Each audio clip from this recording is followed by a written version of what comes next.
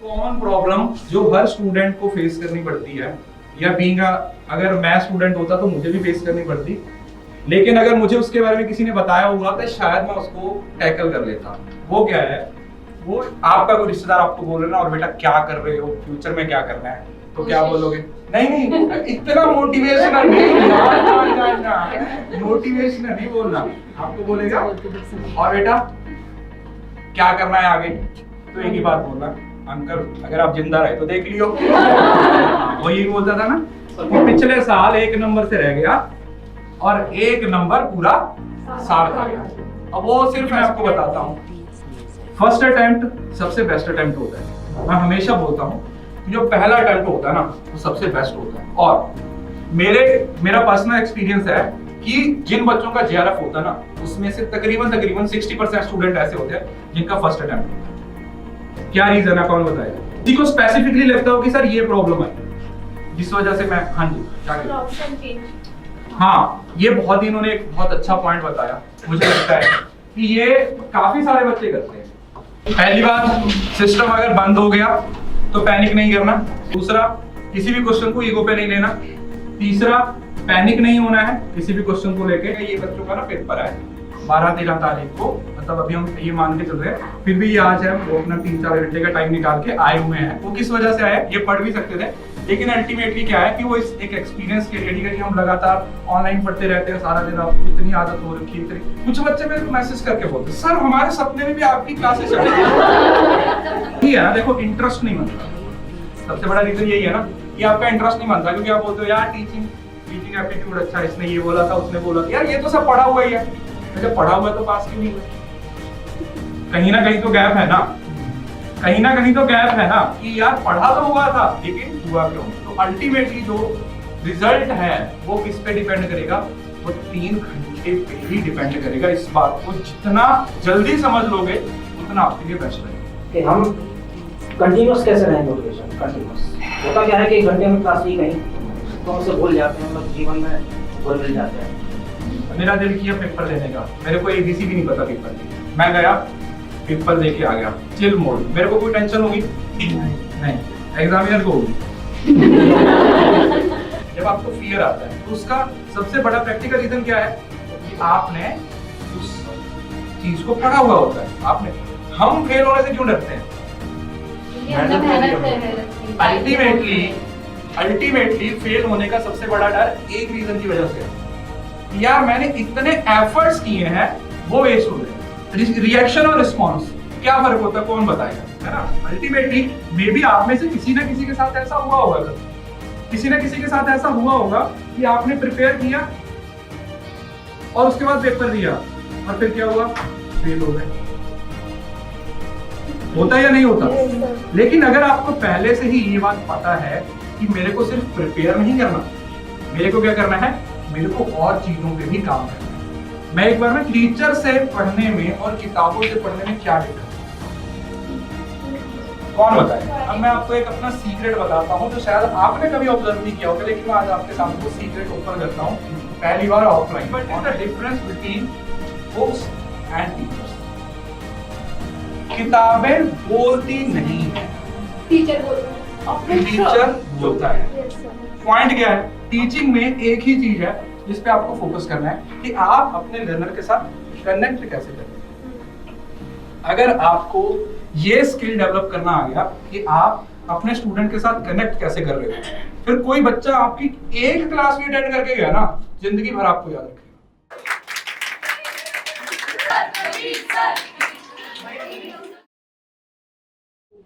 तो अब ये मान के चलो कि 12 को फर्स्ट शिफ्ट में हमारा एग्जाम होने वाला है, ठीक है? उसके अकॉर्डिंग आपकी तैयारी होनी चाहिए।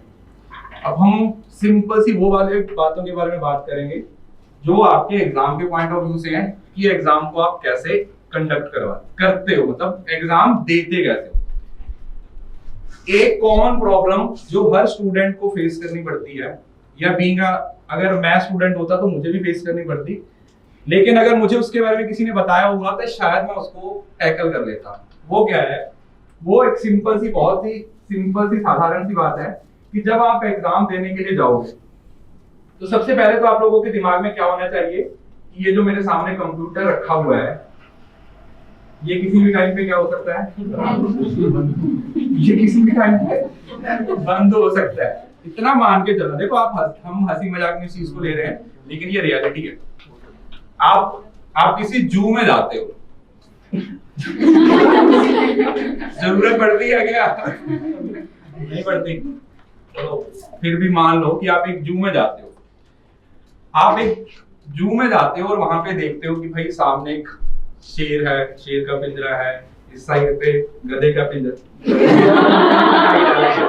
मतलब जो भी खतरनाक जानवर होते हैं उसको पिंजरे में डाल देते हैं और बाकी को ऐसे ही खुला छोड़ देते हैं, जैसे आप खुले फिरते होते वहां पे।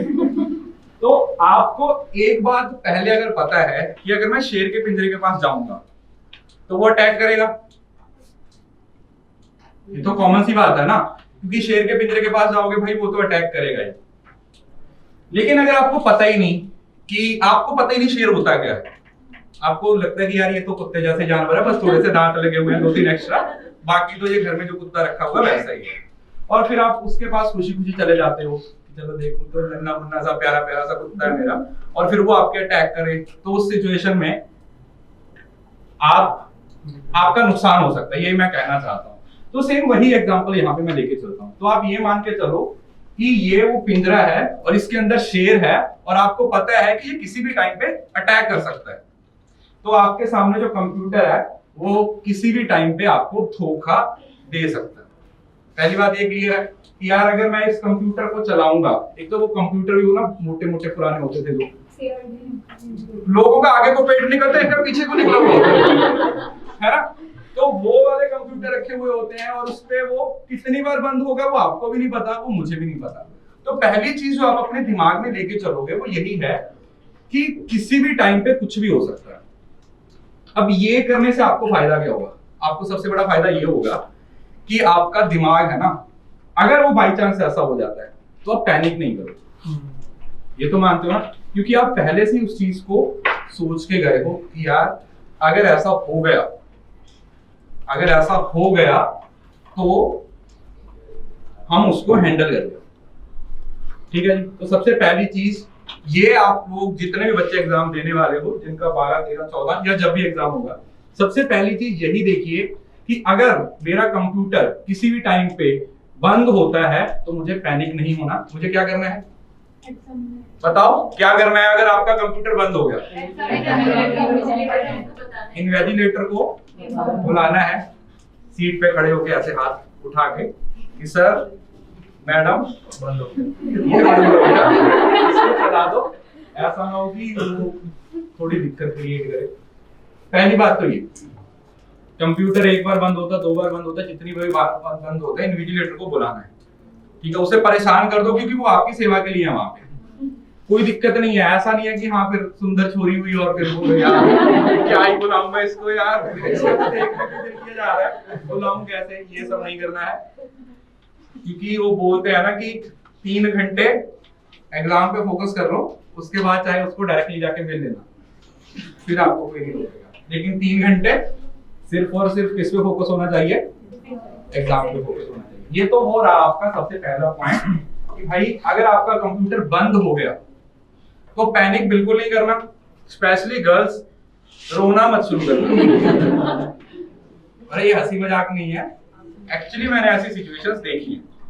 ठीक है, तो थोड़ा अपने आप को स्ट्रॉन्ग रखिएगा, ऐसा सोच के चलिएगा कि सबके साथ ही हो रहा है। कुछ लोग ऐसे हैं जिनका कंप्यूटर 10-10 बार बंद हो रहा है, तो इस वजह से पहली बात तो इस चीज की टेंशन नहीं लेनी है कि यार मेरा कंप्यूटर बंद हो गया, उसको चल जाएगा, खत्म नहीं हो गया, वो जिंदा है, वो भी सांस ले रहा है, बस अभी थोड़ा नींद में चला गया है, तो उसको दोबारा थोड़ा ऐसे ऐसे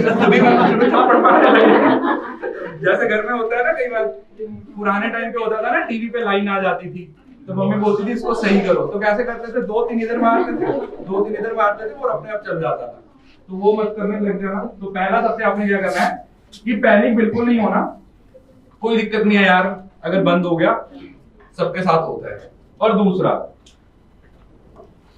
पॉइंट है वो जब आपका पेपर शुरू होगा,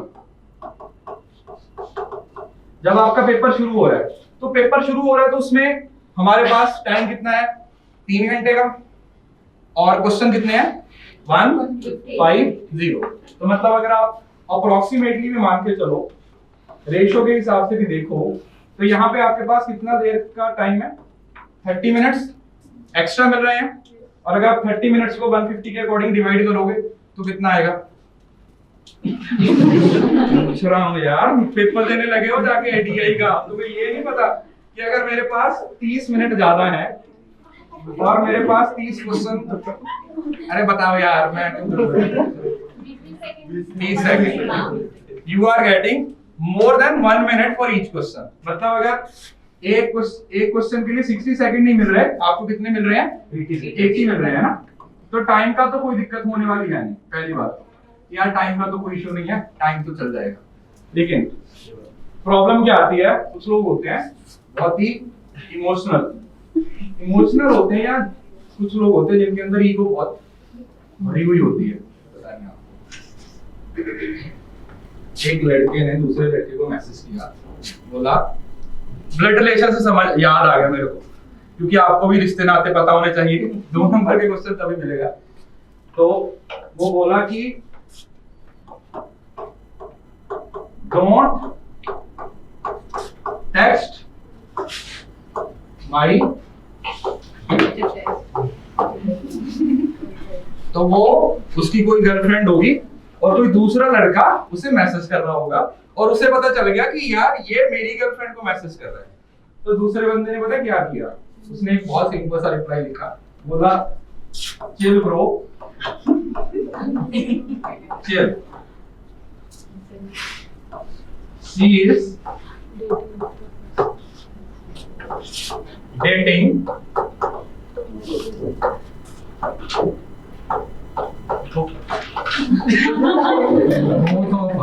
यहाँ पे जो खत्म नहीं हुआ यहाँ से शुरू होगा। तो यू आर माई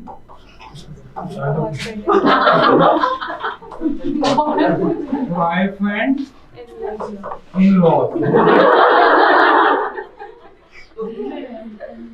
है ना। तो ये तो चलो एक सिंपल सी एग्जांपल है। मैं सिर्फ, क्योंकि मैंने देखा है 2 तरीके के क्वेश्चन में बच्चे फंसते हैं। एक होता है प्रैक्टिकल, ब्लड रिलेशन आ गया, किसी की उम्र फाइंड आउट करनी है ना, कि एक तो मेरे को समझ नहीं आता यार ये क्वेश्चन बनाए क्यों जाते हैं, है ना। राम की माँ की उम्र उससे ज्यादा है, अरे हमें भी पता है माँ पहले आई होगी तभी तो राम आया है। राम की माँ की उम्र उससे 2 गुना है, पिता की 3 गुना है, क्या मतलब हमें क्या करना है इससे। लेकिन 2 नंबर है, हमें तो मेहनत करनी पड़ेगी। तो हम उस पे क्या करते हैं, हम उसको निकालने की कोशिश करते हैं और वो क्वेश्चन इंटरेस्टिंग होता है। मैं आपको इसका साइकोलॉजिकल, इसका एक वैलिड रीजन भी बताता हूँ। हम पता है कौन से क्वेश्चन पे टाइम वेस्ट करते हैं, जो क्वेश्चन बहुत इंटरेस्टिंग होता है, जिसमें ना आप लोगों को एकदम ना अजीब से फील आता है कि यार इसमें कुछ है, लेकिन उसमें से निकलता कुछ नहीं है, आप बहुत सारा टाइम वेस्ट कर देते हैं। तो दूसरा, एक दिन में कितने घंटे होते हैं? 24 घंटे होते हैं। हर घंटे में कितने मिनट्स होते हैं? 60। हर मिनट में कितने सेकंड होते हैं? 60। हर मिनट में कितने सेकंड होते हैं? 60। अच्छा, तो अगर मैं बोलूं कि कैलकुलेट करो एक दिन के अंदर कितने सेकंड्स होते हैं, करो, कैलकुलेटर पे कर लो, कोई दिक्कत नहीं है। आपने ये बताना है कि एक दिन में कितने सेकंड्स होते हैं। किसी को नहीं आता यार? कितना? यार तुम्हें कैलकुलेटर यूज नहीं करना आता, मतलब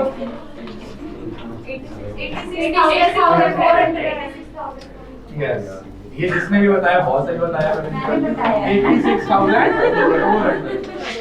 इतने हो गए भाई। ये क्या हो गया आपके सेकंड। ये ना मैंने ये पॉइंट इस वजह से लिया क्योंकि इनका ना लड़ाई वाला पॉइंट आ गया था, मैं उसको एक्सप्लेन करने लगा हूँ। हंसी मजाक वाली बात नहीं, बहुत इंपॉर्टेंट है। आपके दिन में होते हैं जी 86,400, 86,400 मिनट्स। सबको पता है सेकंड, इतना टाइम आपके पास एक दिन में होता है। और इसमें से आपकी किसी के साथ लड़ाई होगी, किसी ने आपको कुछ बोल दिया, और हम सुनते ही कैसी कैसी चीजें, जैसे हमारा ह्यूमन नेचर है कोई आपको शेर बोल दे तो आप खुश हो जाते हो, कोई आपको कुत्ता बोल दे तो आप गुस्सा हो जाते हो, जबकि दोनों जानवर हैं, जबकि हैं दोनों जानवर, लेकिन हमारी परसेप्शन अलग है कि शेर अलग होता है भाई और कुत्ता वो अलग होता है। आपको किसी ने कुछ बोल दिया और आपको गुस्सा आ गया, ठीक है, आप एकदम से आपको गुस्सा आ गया, किसी बंदे ने वो बात सिर्फ 10 सेकंड के लिए आपको बोली होगी, ठीक है जी, 10 सेकंड के लिए बोली, बोले यार यू आर सो मीन, ऐसा कह के बंदा निकल गया। ना तो आप उसको पकड़ने वाले हो, बस आप ना बोल रहे हो यार इसने मेरे को मीन कैसे बोली। तो अगर आपको कोई बात बोल देता है तो आप उसको इग्नोर कर दो। हमारी सबसे बड़ी प्रॉब्लम क्या है कि उस बात को दिल पे ले लेते हैं, यार इसने ऐसे क्यों बोल दिया, और फिर उस चक्कर में अंदर ही अंदर आग सी लगती रहती है कि नहीं नहीं यार इसने ऐसे मुझे कैसे बोल दिया, मैं तो ऐसा नहीं, क्योंकि आपको पता है ना कि आप कैसे हो। मेरे को कोई कुछ भी बोलता रहे और आपको पता भगवान की कृपा से मुझे तो बहुत ही कुछ बोला जाता है ना। तो अगर मैं हर चीज पे हर बंदे को अब रिस्पॉन्ड करना शुरू कर दूं, ठीक है, 10 यूट्यूबर है, वो क्लास मैं ले रहा हूँ 6 घंटे की, सांस उनको चढ़ रहा है यार, ठीक है ना। तो ऐसा नहीं है कि सिर्फ आप ही इस चीज को टैकल करते हो, हर कोई इसको टैकल करता है, बट पॉइंट वहीं पे आ जाता है कि हम उसको सीखते कैसे, हम उसको समझते कैसे। या तो आप उसको पकड़ के रखो, पूरा दिन वेस्ट कर लो, जैसे फॉर एग्जांपल आप पेपर में जा रहे हो, पेपर में जाने के लिए घर से जस्ट निकले हो, कोई उसी टाइम पे आपको कोई बात बोल दे, अब आपके पास दो सिचुएशन है, या तो उस बात को पकड़ो और 3 घंटे अपने खराब कर दो, क्योंकि दिमाग क्या होता है, मैंने हमेशा बताया पेंडुलम होता है, उसको थोड़ा सा भी झटका लगा उसी साइड को वो घूम जाता है। तो उस पेंडुलम को अगर ठिकाने पे रखोगे तो 10 सेकंड वेस्ट होंगे, और अगर ठिकाने पे नहीं रखोगे तो कितना वेस्ट होगा, पूरा दिन वेस्ट हो जाएगा। और आपने देखा भी होगा ये हमेशा होता है। और सबसे बड़ा तो घर पे ही हो जाता है यार, सुबह सुबह मम्मी कुछ ऐसी बात बोल देती है ना, ये मम्मी होनी नहीं चाहिए कोई और मम्मी होती, हमें तो नई मम्मी चाहिए। या फिर पापा बोल देते हैं कुछ, तो फिर पापा का भी गुस्सा आ जाता है यार, ये नेचुरल है, हर किसी के घर में होता है, ठीक है। हम अपने पेरेंट्स से बहुत प्यार करते हैं, लेकिन कई बार हमें उनकी बातें हर्ट कर देती है ना, बट इसका मतलब ये थोड़ी है कि आप उनको जाके आप लड़ाई करने लग जाओगे, करके देखो ना बाहर सोना पड़ा तो उसी दिन मम्मी बोलेगी चलो बेटा अपना बिस्तर उठाओ, तू हमारी बेटी नहीं है, तू हमारा बेटा ही है, तुझे तो हम डस्टबिन से उठा के लेके आए। मम्मी के भी डायलॉग फिर ऐसे शुरू हो जाते हैं, तू तेरे को तो अडॉप्ट किया था, तू तो हॉस्पिटल में बदल गई थी, ऐसी बातें बोलना शुरू कर देती है।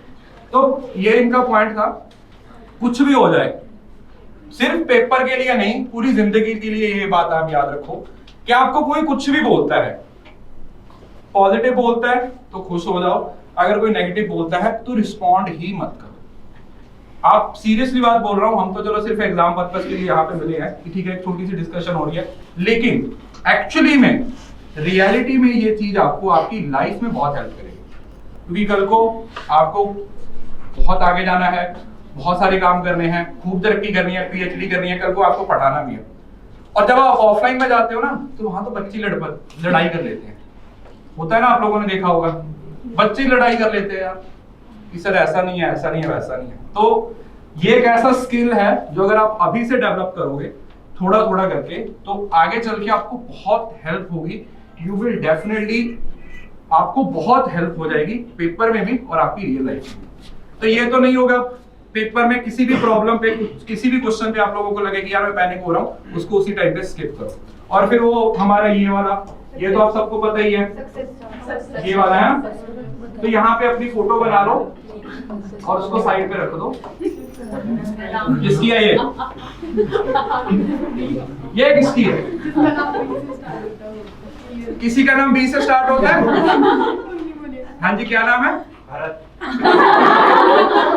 ऑनेस्टी है ये, देखो अरे यार कान बनाती नहीं है, सुनता ही नहीं है, ठीक है। अब खुश, कान बनाते नहीं है क्योंकि हमें सुनता ही नहीं है। तो ये मोटिवेशनल जो आपका चार्ट है ये आपको काफी हेल्प करेगा। पैनिक नहीं होंगे सबसे इंपॉर्टेंट तो, क्योंकि पेपर में जाके पैनिक होगे, छोटी छोटी चीजें आप लोगों को बता दूं। कल मैंने टेलीग्राम पे एक पोस्ट शेयर की थी, देखी आपने? हीमा दास वाली पढ़ी थी ना, क्योंकि मैं चाहता हूँ कि चीजों को हम रिलेट करें। जैसे लास्ट टाइम पे मैंने आप लोगों को एग्जांपल दी थी, किसकी? नीरज चोपड़ा की दी थी ना, कि उस टाइम पे वो जर्मनी का प्लेयर था, नाम तो मुझे उसका याद नहीं है, वो नंबर 1 कंटेंडर था कि मैं जीतूंगा, क्योंकि वो 8 टाइम्स 90 प्लस मीटर फेंक चुका था और नीरज चोपड़ा ने आज तक 90 को टच नहीं किया। लेटेस्ट भी उसका 89.86 तक था, वो 90 को टच नहीं कर पाया। सब लोगों को ये उम्मीद थी कि नीरज चोपड़ा गोल्ड तो बिल्कुल ही ले पाएगा, सिल्वर तक चला जाएगा, लेकिन वो गोल्ड लेके आया। किस वजह से? क्योंकि उसने अपने आप को फोकस रखा, अपनी परफॉर्मेंस बेस्ट दी, लेकिन जो वो था जर्मनी वाला प्लेयर था, वो क्या कर गया? पैनिक कर गया, परफॉर्म नहीं कर पाया। तो अल्टीमेटली उस 3 घंटे की जो परफॉर्मेंस है वो बहुत ज्यादा मैटर करती है। ये तो मानते हो यार, अगर उस 3 घंटे में परफॉर्म नहीं किया तो वो फिर 6 घंटे आगे चले जाएगा। उतना एस्पिरेंट में डायलॉग था ना, याद है किसी को? कोई बोलना चाहेगा? क्लास भी ले रहे थे लाइव, उसी दिन उसी वक्त पे वो भी नीरज चोपड़ा ने भी वो हाँ, वो उस टाइम पे हम क्लास भी ले रहे थे। अच्छा, एस्पिरेंट में एक डायलॉग है, कौन है हमारी क्लास का टैलेंट डायलॉग डिलीवरी वाला बच्चा जो एकदम से डिलीवरी के साथ वो लगता है? वो डायलॉग बोलो यार, किसको याद है? जिंदगी का एक साल था। हाँ हाँ, वो बात। अरे खड़े होके बोलो यार, इसमें क्या है? क्या था? एक नंबर जिंदगी का एक साल था। हाँ, वो यही बोलता था ना कि पिछले साल 1 नंबर से रह गया और 1 नंबर पूरा साल खा गया। अब वो सिर्फ एस्पिरेंट या यूपीएससी के लिए तो नहीं है, सबके लिए ये भाई जो भी कॉम्पिटिटिव एग्जाम की तैयारी करते हैं। तो आप में से भी हो सकता है कोई 0.67 से रुका हो, वो देखो 3 फटाक से हाथ खड़े कर लिया। ये देखो रुका है ना, 0.25 0.67। तो वो क्यों रुकता है उसमें? मतलब आप एक बात समझने की कोशिश करो, अगर आप कट ऑफ के इतना पास जा चुके हो तो इस बात में तो कोई डाउट नहीं कि आपने पढ़ाई की है, राइट? अगर सपोज करो कट ऑफ 60 की गई है, मेरे 50 नंबर आए हैं, तो मुझे क्या लगता है कि मैंने पढ़ाई नहीं होगा भाई, है ना? यही होगा ना। अगर कट ऑफ गई है 60 की और मेरे 59.55% आए हैं, तो मेरे को अपनी एबिलिटी पे तो कोई डाउट नहीं होगा ना कि मैंने पढ़ाई नहीं की है, क्योंकि अगर मैं इतना दूर तक पहुंच गया तो इसका मतलब मैं कहीं ना कहीं पढ़ा हूं। लेकिन वो 1 नंबर किसी वजह से तो मेरा कटा ही है ना। किस वजह से कट हुआ? पैनिक हो गए, कोई सिली मिस्टेक कर दी। और बहुत सारे बच्चे तो ऐसे होते हैं जो पेपर में क्वेश्चन अटेम्प्ट करते हैं और घर आके ना फिर बोलते हैं यार ये गलत कर दिया। होता है ऐसा? यार ये तो आता था, ये तो बहुत ही आसान था, इसको गलत कर दिया। होता है ना? तो अगर यही चीज हमें उसी टाइम पे समझ आ जाए कि यार पेपर में बैठे हुए यार गलत नहीं होना चाहिए था, अगर उसी टाइम पे हो जाए, क्योंकि आप ये तो मानते हो ना कि एक बार यहां से एग्जाम आपका क्लियर नहीं हुआ तो कम से कम कितने महीने पीछे रह गए? 6 महीने तो कहने के लिए, आप तो कुछ कह नहीं सकते कि आप कितने महीने में, तो आप इन्फिनिटी पीछे हो बस, ये मान के चलो। तो जब भी आप मेहनत कर रहे हो, जब भी आप एफर्ट कर रहे हो, आप इतने ज्यादा एफर्ट करो, आप अपने आप को इतना ज्यादा स्ट्रेच करने की कोशिश करो कि एक ही बार में वो आप चीज को अचीव कर लो। क्योंकि मैं आपको बताता हूँ, फर्स्ट अटेम्प्ट सबसे बेस्ट अटेम्प्ट होता है। मैं हमेशा बोलता हूँ कि जो पहला अटेम्प्ट होता है ना वो सबसे बेस्ट होता है। और मेरा पर्सनल एक्सपीरियंस है कि जिन बच्चों का जेआरएफ होता है ना, उसमें से तकरीबन 60% स्टूडेंट ऐसे होते हैं जिनका फर्स्ट अटेम्प्ट होता है। क्या रीजन है, कौन बताएगा? फ्रेश रहता है सर, इंटरेस्ट आता है, सब कुछ नया नया पढ़ता है, सब कुछ नया नया पढ़ना, और सर स्ट्रेस भी कम होता है। ओके, और कोई? प्रेशर भी नहीं है ना सर, फेल हो गए, नई चीज कर रहे हैं तो उसको करने के लिए थोड़ा मोटिवेशन जी। और बोलो यार, सबको मुंह लगा हुआ है, कोई दिक्कत नहीं है। इंटरेक्टिव आपको थोड़ा सा करते हैं सर फर्स्ट अटेम्प्ट को। ओके, हाँ जी, बैक बेंचर ही हो यार, रियल में भी बोल लो थोड़ा सा। सर इसमें इंट्रिंसिक और एक्सट्रिंसिक दोनों मोटिवेशन ज्यादा बेस्ट रहती है, क्योंकि फैमिली का जैसे आपने बताया था कि पेरेंट्स भी शुरुआत में पूरा सपोर्ट करते हैं, धीरे धीरे फिर वो भी कहेंगे चल नहीं हो रहा तो छोड़ दे पेपर। पॉइंट है। अरे लास्ट में से बोलो यार, इतनी सारे तो बोल दिए, सारे तो बोल दिए। चलो, पॉइंट वही है, फर्स्ट अटेम्प्ट बेस्ट अटेम्प्ट क्यों होता है? पहली बात, फर्स्ट अटेम्प्ट जब आप दे रहे होते हो तो मोस्ट प्रोबेबली या तो आप अपनी मास्टर्स में होते हो या आपने मास्टर्स जस्ट कंप्लीट की होती है, तो वो पढ़ने का एक रूटीन होती है ना, वो बनी हुई होती है। पहला रीजन। दूसरा रीजन, सारी चीजें पढ़ी हुई होती हैं और मोटिवेशन थोड़ा हाई रहता है कि यार ये तो सब पढ़ा हुआ है, मैं अच्छे से करूंगा। और तीसरा, जिन्होंने बोला फैमिली, फर्स्ट अटेम्प्ट में तो फैमिली सपोर्ट भी करती है ठीक है, वो अलग बात है कि हर किसी के केस में एक्सेप्शंस होती हैं, बट हम ये मान के चलते हैं कि ठीक है भाई फर्स्ट अटेम्प्ट तक फैमिली सपोर्ट करती है। लेकिन जब फर्स्ट अटेम्प्ट क्लियर नहीं होता तो ग्रेजुअली जब आप सेकंड पे आते हो, थर्ड पे आते हो, फोर्थ पे आ जाते हो, फोर्थ के बाद तो ना आपका इंटरेस्ट ही खत्म हो जाता है। 4 अटेम्प्ट अगर आप दे चुके हो ना, फिर भी आप लोग क्लियर नहीं कर पा रहे हो, तो आपको बहुत ही कोई भयंकर तरीके की प्रॉब्लम है जिसकी वजह से आप उस एग्जाम को क्रैक नहीं कर पा रहे। तो जो भी आपका अटेम्प्ट है उसमें आप अपना बेस्ट दो, आप अपना 100% दो। एटलीस्ट आपको यार खुद से तो कोई ये डाउट ना रहे ना कि मैंने अपना 100% नहीं दिया था, है ना? कई बार ये भी होता है कि हम अपना 100% देते हैं फिर भी हमें रिजल्ट नहीं मिलता, होता या नहीं होता, होता या नहीं होता, लेकिन एक सेटिस्फेक्शन तो रहती है ना यार मैंने तो अपना 100% दिया था। जैसे सपोज करो आपने यहाँ पर टाइम पे पहुंचना था, ठीक है, आपको पता है कि यार इतने बजे बस आती है और आप उस टाइम पे वहां पे पहुंच गए। अब अगर बस ही लेट हो गई, अगर बस ही लेट है 15 मिनट और यहाँ पे आप 15 मिनट लेट पहुंचे, तो आपको क्या लगता है कि आपका फॉल्ट था इसमें या नहीं था? आपका फॉल्ट था या नहीं था? नहीं था। नहीं थोड़ा लाउड बोलो यार, ऑफलाइन वाली फीलिंग आनी चाहिए। लेकिन अगर बस टाइम पे होती और आप ही 15 मिनट लेट पहुंचते तो किसका फॉल्ट था? तो आपका प्रॉब्लम थी ना। तो आप सोचो कि आप कौन सी सिचुएशन में हो, जब आप अपना 100% दे रहे हो और सिचुएशंस आपके फेवर में नहीं है, या फिर जब सिचुएशंस फेवर में है लेकिन फिर भी आप अपना 100% नहीं दे रहे हो। कौन सा प्रेफर करोगे, फर्स्ट या सेकंड? मैंने क्या बोला? सेकंड। सर हमें नहीं दे रहा 100%, हम तो मजे ले रहे हैं पढ़ाई के नाम पे, है ना, क्योंकि घर वाले बोल रहे हैं कि कोई बात नहीं बेटा, जब तक तेरा एग्जाम क्रैक नहीं होता लगे रहे, कोई दिक्कत नहीं है, ठीक है, जब तक तेरा एग्जाम क्रैक नहीं होता तो लगे रहे। पहला अटेम्प्ट अच्छा हो जाता है, दूसरा थोड़ा सा डाउन हो जाता है। क्यों? क्योंकि दूसरे अटेम्प्ट में आप किससे शुरू करते हो? जीरो से। जीरो से।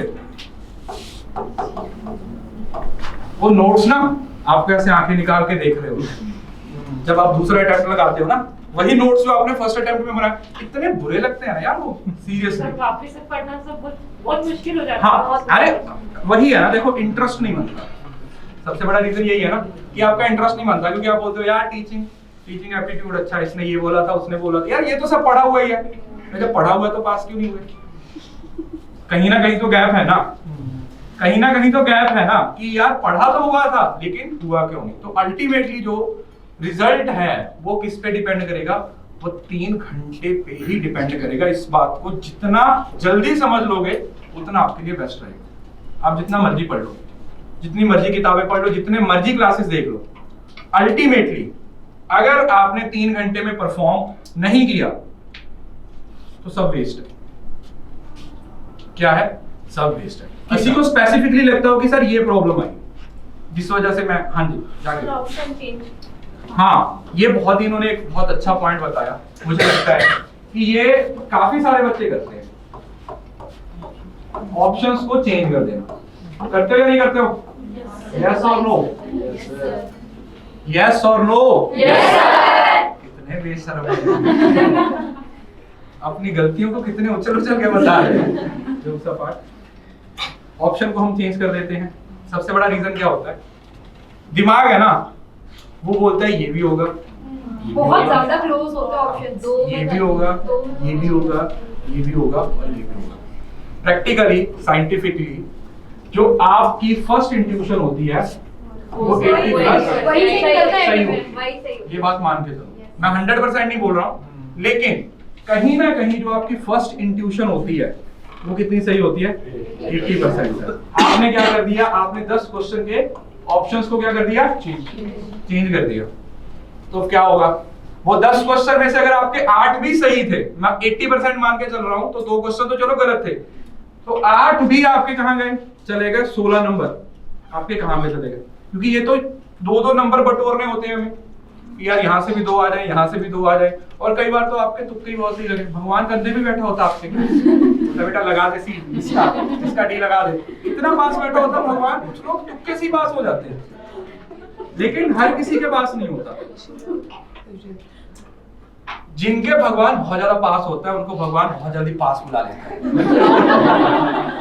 मजाक कर रहा हूँ, और कई घर से मंदिर गुरुद्वारे जाना बंद कर दो कि नहीं भगवान से दूरी बनाए रखो। जोक्स अपार्ट, सिंपल सी बात बता रहा हूँ कि ऑप्शंस को बिल्कुल भी चेंज करने की जरूरत नहीं। You need not to change the options. अगर आप बार बार ऑप्शंस को चेंज कर रहे हो तो इसका मतलब कहीं ना कहीं आप लोग क्या करोगे, कंफ्यूज, उस चीज को सही से टैकल नहीं कर पाओगे, और कहीं ना कहीं आप नंबर जो आने चाहिए वो नहीं आएंगे, और जो 80% वाला जो आपका टारगेट होता है वो आप लोगों का अचीव नहीं होगा। ठीक है, राइट? बात समझ पा गई?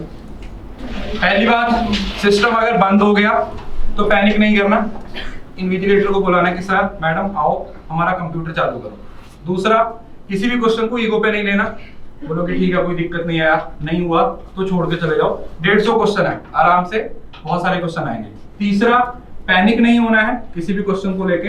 ये वाली, इससे पहले वाली जो तस्वीर थी आपकी चार्ट वाली, वो जरूर से अपना बना के रखिएगा, जिससे आप लोगों को एटलीस्ट ये पता चलता रहेगा कि हाँ हमने कुछ अच्छा किया है। आगे problem, next problem, exam hall में। हाँ जी सर, क्या होता है जैसे अगर किसी का कंप्यूटर हैंग हो गया तो जैसे पूरे रूम में बहुत बच्चे होते हैं लेकिन इन्विजिलेटर या 2 या 3 ही होते हैं, अब वो किसी और में लगता है तो आपकी प्रॉब्लम सुनने में पूरा टाइम वेस्ट कर देंगे पर आपके पास नहीं आते, तो आपका टाइम तो इतनी देर चल ही जाता है। नहीं, देखो अब इसमें ऐसा होता है कि अगर आपका, अगर जहाँ जैसे सपोज करो 60 मिनट पेंडिंग है ना, वहाँ पे आपका कंप्यूटर बंद होगा ना, तो जब दोबारा चालू होगा वहीं से चालू होगा। तो ये बात तो आप मतलब दिमाग में रखिए कि अगर मेरा एग्जाम 60 मिनट पे वो बंद हुआ ना तो मेरे को प्रॉपर टाइम मिलेगा। ठीक है, टाइम मिलेगा, तो इस वजह से दिक्कत आएगी। और यहाँ पर एक और पॉइंट वही कि लैंग्वेज, ये प्लस पॉइंट की तरह यूज कर सकते हैं आप लैंग्वेज। अभी जो एग्जाम आ रहा है, पहले बता रहा हूँ, एक पेज पे एक ही लैंग्वेज आ रही है और उसको आप कन्वर्ट कर सकते हो।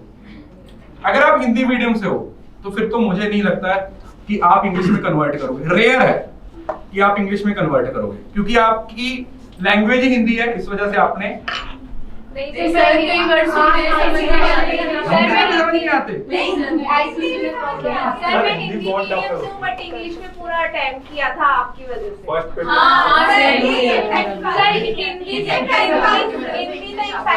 पॉइंट वही है कि हिंदी से इंग्लिश में कन्वर्ट और इंग्लिश में हिंदी से कन्वर्ट आप कर सकते हो, तो घबराने की जरूरत नहीं है। कुछ भी समझ नहीं आता, ज्यादा फिलोसफर बनने की जरूरत नहीं है। ठीक है, इतना आप वो भी नहीं हो कि हाँ मेरे को सारी इंग्लिश आती है। ठीक है, वो अंग्रेजों को भी नहीं आती। कभी अंग्रेजों की इंग्लिश सुनी है? अरे वो अंग्रेजों को तो टेंस सिखाए नहीं जाते। वो एक्चुअली हमने उनका फ्लो देख के बहुत ज्यादा एक्साइटेड थे। किसी को आता है इंग्लिश वाला फ्लो? कौन बताएगा?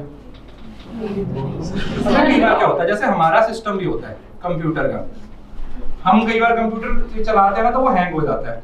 आपने कमांड दी, उसने वो एक्सेप्ट नहीं की, उसके बाद फिर आप और कमांड देनी शुरू कर देते हो, वो पहले वाली कमांड को फिर उठाता है, फिर उसके बाद दूसरी, तीसरी, चौथी। मोबाइल में भी हो जाता है। हाँ, मोबाइल में भी ऐसा हो जाता है। तो अगर ऐसा कुछ हो जाए, आपको लगे कि यार मेरा कंप्यूटर हैंग हो गया, कंप्यूटर के अंदर वो चीजें नहीं आ रही हैं, तो उसको भी आप थोड़ा सा क्या कर सकते हो, टैकल कर सकते हो, ये सोच के कि ठीक है यार थोड़ा सिस्टम को टाइम दिया जाए, कि अगर सिस्टम को मैं थोड़ा टाइम दूंगा तो ये अपने आप क्या कर देगा, चीजों को सही कर देगा। तो ये तो हुए आप लोगों के कुछ स्पेसिफिकली कुछ वो पॉइंट्स जो पेपर अटेम्प्ट करते हैं। देखो मेरा आज आने का पर्पस सिर्फ यही था कि एटलीस्ट जो पेपर में हम अटेम्प्ट करते हुए गलतियां करते हैं ना, वो नहीं होनी चाहिए। मतलब एटलीस्ट आप पूरा पेपर सही से करके आओ। ऐसा ना हो कि पेपर देने के बाद आके मुझे बोलो कि सर मेरे तो 10 क्वेश्चन रह गए, मेरे 15 क्वेश्चन रह गए, मैंने ये गलत कर दिया, मैंने वो गलत कर दिया। वो सारी चीजें आपकी गलत नहीं होनी चाहिए, क्योंकि अगर आप वो सारी चीजों को गलत करोगे ना तो फिर इसका मतलब कहीं ना कहीं आप ही।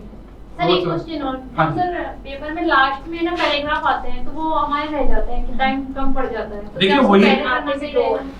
देखो पैराग्राफ को कभी भी पहले नहीं करते, प्रैक्टिकली डीआई और आरसी कभी भी पहले मत शुरू करो। उसका रीजन मैं आपको बताता हूँ। बहुत टाइम कंज्यूमिंग। नहीं, मैं उसका रीजन भी मैं आपको उसका प्रैक्टिकल रीजन बताता हूँ। प्रैक्टिकल रीजन पता क्या है? जो आप लोगों का डीआई और आरसी है ना, डीआई आरसी की बात करते हैं, ये आते हैं आप लोगों के बंडल में, है ना, कि 5 क्वेश्चन इसके और 5 क्वेश्चन इसके। जो नॉर्मल क्वेश्चन होते हैं वो सिंगल क्वेश्चन होता है। कई बार एक सिंपल जैसे पूछ लिया जाए कि भाई ये कमीशन कौन सा था, सीधा आया कुठारी कमीशन, फटाफट से 10 सेकंड में आंसर निकल जाता है। लेकिन यहाँ पर क्या हो जाता है, यहाँ पर ना आपका टाइम ब्लॉक हो जाता है। सबसे प्रैक्टिकल अगर मैं इसका रीजन बताऊं वो यही है, क्योंकि ऐसा तो है नहीं कि अगर आप डीआई बनाओगे तो आप एक डीआई बना के निकल जाओगे। डीआई अगर आपने शुरू किया तो इसका रीजन, इसका मतलब क्या है कि आप सारे के सारे पांचों के पांचों क्वेश्चन क्या करना चाहते हो, अटेम्प्ट करना चाहते हो। यही चाहते हो कि मेरे को पांचों के पांचों क्वेश्चन है वो अटेम्प्ट करने हैं। लेकिन जब नॉर्मल क्वेश्चन बना रहे हो तो वहां पर आपको एक क्वेश्चन अटेम्प्ट करना है। एक हायर एजुकेशन का आ गया जी, एक डीआई कोई टीचिंग का आ गया, कोई रिसर्च का आ गया। तो ये एक सबसे बड़ा रीजन है कि आपका टाइम ब्लॉक होता है, क्योंकि उसमें सबसे बड़ी गलती हम क्या करते हैं, हम डीआई और आरसी शुरू कर देते हैं। यही रीजन है कि जो बच्चे आरसी डीआई को पहले शुरू कर लेते हैं उनके पास हमेशा टाइम की कमी आ जाती है। और जब आप लास्ट में डीआई और आरसी करते हो तो वहां पर ना आपके पास एक बर्डन नहीं होता। क्या हुआ, वहां पर आपके पास सबसे कम बर्डन पता है क्या होता है कि अब भाई मेरा पूरा पेपर तो हो चुका है ना, अभी तो मेरे को सिर्फ यही 20 क्वेश्चन करने हैं ना, बाकी 130 क्वेश्चन तो मैं कर आया। तो आप पूरा फोकस होके उन जो 4 सेट होते हैं आपके, दो आरसी के पेपर 2 में, एक आरसी का पेपर 1 में और एक डीआई का, तो टोटल 20 क्वेश्चंस होते हैं। उसको आप इजीली क्या कर सकते हो, टैकल कर सकते हो, इजीली हैंडल कर सकते हो। जिसके लिए सिर्फ और सिर्फ ये बोल के कि हाँ ये मेरे काम का। हमने यहाँ पर क्लास की या कहीं क्लास की, तो मोटिवेशन ऐसी चीज़ है मतलब कि सब वो मुझे क्वेश्चन का आंसर जानना है कि हम कंटिन्यूस कैसे रहें। मोटिवेशन कंटिन्यूस होता क्या है कि 1 घंटे में क्लास ली कहीं तो हमसे भूल जाते हैं, मतलब जीवन में घुल मिल जाते हैं। सर मैं जानना चाह रहा हूँ कि वो कंटिन्यूटी, हाँ मैं समझ गया कि कंसिस्टेंट मोटिवेट कैसे। ठीक है, और किसी की भी प्रॉब्लम है कि जब तो वीडियो देख लिया तो एकदम से 4 हो गए, आज तो फाड़ दूंगा मैं पढ़ पढ़ के किताबों को। एक घंटे वाले समय आता जा रहा है ना, जैसे एग्जाम का टाइम आता जा रहा है, इस टाइम ऐसा लगता है कि सब कुछ भूलते जा रहे हैं। और अच्छा, आपको एक बात पता है कि आपको ऐसा फील क्यों होता है कि मैं सब कुछ भूल रहा हूँ? जितना ज्यादा पढ़ोगे उतना ज्यादा आपको ये फील तभी होता है कि मैं भूल रहा हूँ जब आपने चीजें पढ़ी होती हैं। हाँ। अब मैं हूँ, सपोज करो मेरा दिल किया पेपर देने का, मेरे को एबीसी भी नहीं पता पेपर की, मैं गया पेपर दे के आ गया चिल मोड में। मेरे को कोई टेंशन होगी? नहीं। एग्जामिनर को होगी। भाई का कोई भी सही नहीं है यार, 150 ही गलत करके आ गया, समझ रहे हो ना। मेरे को तो कोई टेंशन नहीं होगी। लेकिन जब आपको टेंशन आती है, जब आपको फियर आता है, तो उसका सबसे बड़ा प्रैक्टिकल रीजन क्या है कि आपने उस चीज को पढ़ा हुआ होता है। आपने, हम फेल होने से क्यों डरते हैं? अल्टीमेटली फेल होने का सबसे बड़ा डर एक रीजन की वजह से है कि यार मैंने इतने एफर्ट्स किए हैं वो वेस्ट हो जाएंगे। यही होता है। या किसी को और लगता है कि किसी को इसका कोई और प्रैक्टिकल सलूशन है, या किसी का प्रैक्टिकल आंसर है कि नहीं सर मैं फेल होने से इस वजह से डरता हूं जी। ऐसे एकदम से गुमसुम से होके देखा मत करो यार, मेरे को डर लगने लग जाता है क्या होगा। मैं ये चाहता हूँ कि आप ये बोलो कि हाँ मैं जो बोल रहा हूँ कि उसका रीजन क्या है, कि मैं एटलीस्ट कुछ तो आंसर दे दो यार। हमें लगता है कि रिजल्ट नहीं आएगा, हमने इतनी मेहनत करी उसके बाद भी वो रिजल्ट नहीं आ रहा है। अच्छा ठीक है, हाँ जी। और प्यारे रिश्तेदार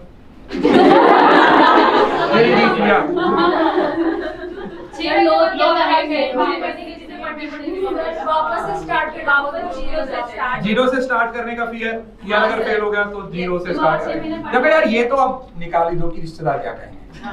वो तो कह चुके यार वही तो बताया कि रिश्तेदारों के लिए क्या यूज कर रहा है कि अंकल अगर जिंदा रहे तो देख लेना मैं क्या करने वाला हूँ। देखो यार ये ना, आप ना इस चीज को ना हम हंसी मजाक में ले लेते हैं, लेकिन ये हमारी सोसाइटी की बहुत भयंकर प्रॉब्लम है। वो इस वजह से नहीं कि वो रिश्तेदार हमें आके बोलते हैं, हमारे रिश्तेदार हमारे माँ बाप को बोलते हैं और उनको भरते हैं वो, और उस चक्कर में फिर वो आके उनका गुस्सा हम पे उतारते हैं। यही होता है ना। अब कोई, आप सपोज करो जैसे आप पढ़ रहे हो, ठीक है, आप अपने घर पे बैठ के पढ़ रहे हो, आपकी मम्मी कोई सिलाई का काम कर रही है, आपके पापा घर पे कोई काम कर रहे हैं, और अचनचेत कोई अचानक से आपका कोई रिश्तेदार आ जाता है। कुछ होते हैं ना वो बता के भी नहीं आते, घर में बिस्किट नहीं होते यार, खिलाएंगे क्या इनको? होता है या नहीं होता? अरे यार हर किसी का नहीं, जरूरी नहीं होता। जैसे हम एटलीस्ट 1-2 बिस्किट के पैकेट नमकीन हम रखते हैं, लेकिन जब 2-3 महीने को रिश्तेदार नहीं आता तो यार खा ही लेते हैं, और जिस दिन खत्म करते हैं उसी दिन रिश्तेदार आ जाते हैं कि यार रिश्तेदार आ जाते हैं। अब वो आगे क्या करते हैं, पहले तो वो अच्छे से बातचीत करेंगे और फिर वो पूछेंगे और बेटी कहाँ पे, रीटा कहाँ पे बैठ के पढ़ रही है? वो पढ़ रही है, रीटा मिलने नहीं आ रही क्योंकि रीटा का 4 दिन के बाद पेपर है, तो रीटा मेहनत कर रही है। तो पहले तो आपका उस रिश्तेदार को देखने को दिल नहीं करता है ना, आप तो निकलते ही नहीं बाहर, पहली बात तो अगर आप अपने रूम में बैठे, और फिर भी अगर आपको आना पड़े चाय वगैरह सर्व करने, चाय देने टाइम आपका दिल करता है यार इसमें अगर मैं जहर डाल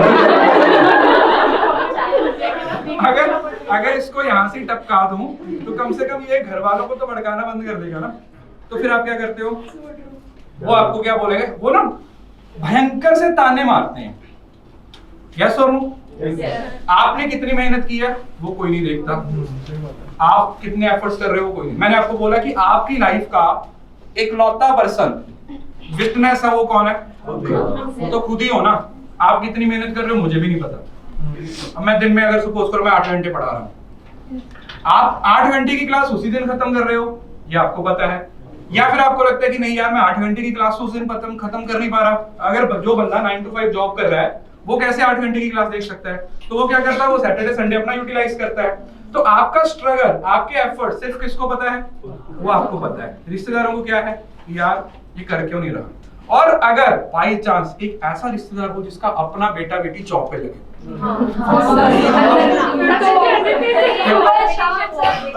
तो खत्म, बाय बाय टाटा, तो कुछ नहीं हो सकता।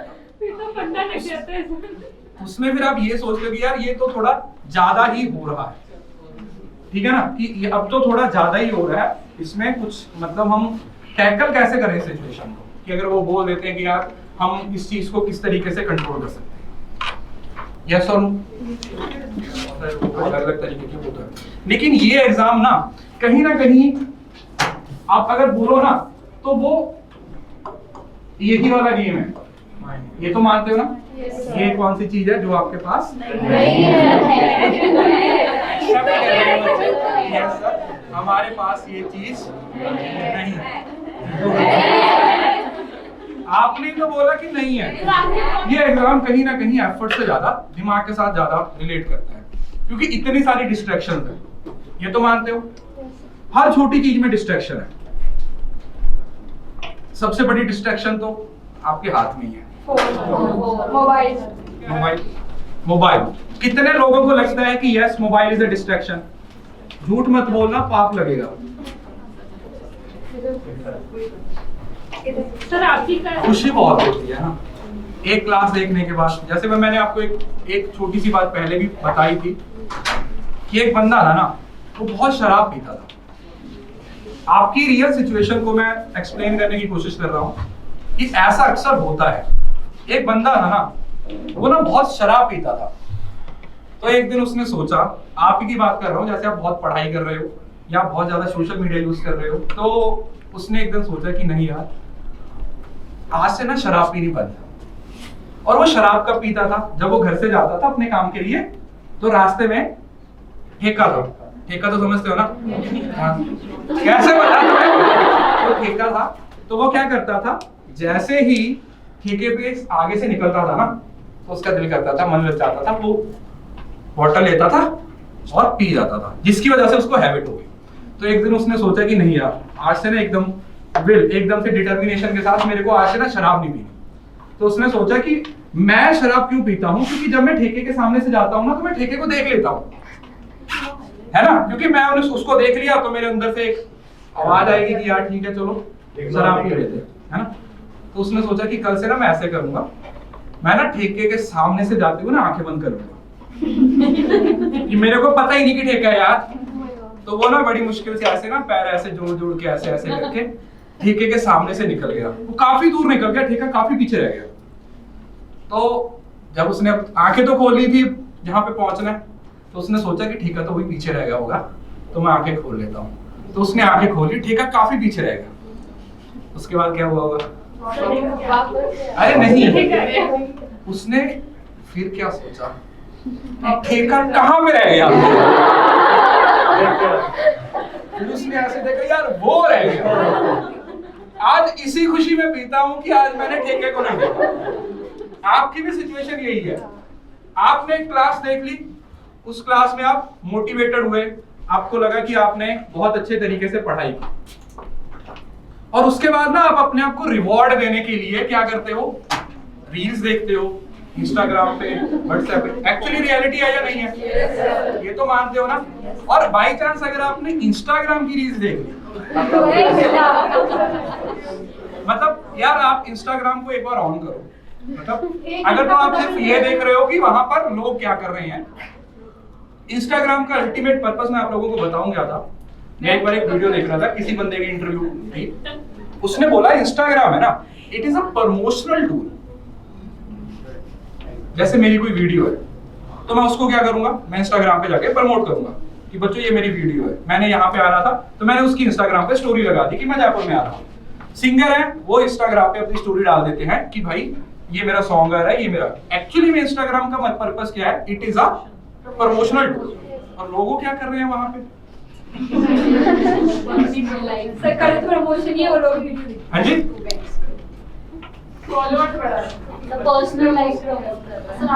अरे यार उनकी जिंदगी में कुछ नहीं चल रहा। मैं तुम्हें बताऊं ना, ये जो लड़कियां आती है ना लहंगे डाल के नाचने, ये सब रेंट पे लिए हुए होते हैं। उस वीडियो से उतना पैसा मिल जाता है कि उस लहंगे का रेंट दे दिया जाता है। एक्चुअली में ये चीजें को आपको पता है, मैं ऐसे ही पढ़ाता हूँ और ऐसे ही बताता हूँ, लेकिन ये चीजें यार रियल है। आपको ये बात समझ लेना चाहिए कि जो लोग दिखा रहे हैं ना कि हम इतने खुश हैं, वो सिर्फ दिखा ही रहे हैं। जो बंदा खुश है ना वो किसी को बताता नहीं, उसे जरूरत ही नहीं पड़ती हर चीज को सोशल मीडिया पे डालने की कि मैं खुश हूँ। और शो ऑफ, मतलब एक्चुअली में हम इतना ज्यादा डिस्ट्रैक्शन से घिर गए हैं, हमें लगता है कि यार अगर वो ऐसा कर रहा है ना तो मैं वैसे ही करूंगा। जैसे मैं कल आपको एग्जांपल दे रहा था, मार्केटिंग पढ़ा रहा था। जो पर्सनल सेलिंग होती है वो किस बेसिस पे होती है, आपके घर में आता है कोई साड़ी बेचने के लिए आपकी मम्मी को, और वो बोलता है कि आंटी ये साड़ी ले लीजिए। आपकी मम्मी के पास पैसे नहीं है, या ऑलरेडी आपकी मम्मी के पास इतनी साड़ियां हैं कि वो लेना नहीं चाहती, लेकिन वो बंदा क्या करता है, तरीके इस्तेमाल करता है। क्या करेगा, वो पहले बोलेगा आंटी बगल वाले ने तो ले ली। नहीं, मैं आपको 3 चीजें बताता हूँ, अगर तीनों में से कोई भी चीज काम नहीं की ना, उसने चौथी बात नहीं बोली। सबसे पहले पता क्या बोलेगा, सबसे पहले क्या बोलेगा, आंटी बहुत सुंदर लग रहा है। मैं वही बता रहा हूँ, वो क्या बोलेगा, आंटी एक बार पहन के तो देखो, ऐश्वर्या राय लगोगे। अगर आंटी यहाँ पर नहीं पिघली तो फिर वो दूसरी बात बोलेगा, क्या बोलेगा, नहीं हाँ वो भी बोलेगा, और बोलेगा आंटी पहन के तो देखो 20 साल छोटी लगोगी। अगर आंटी यहाँ पे भी नहीं पिघली तो एकमात्र सहारा उसका लास्ट एक टूल रह जाता है।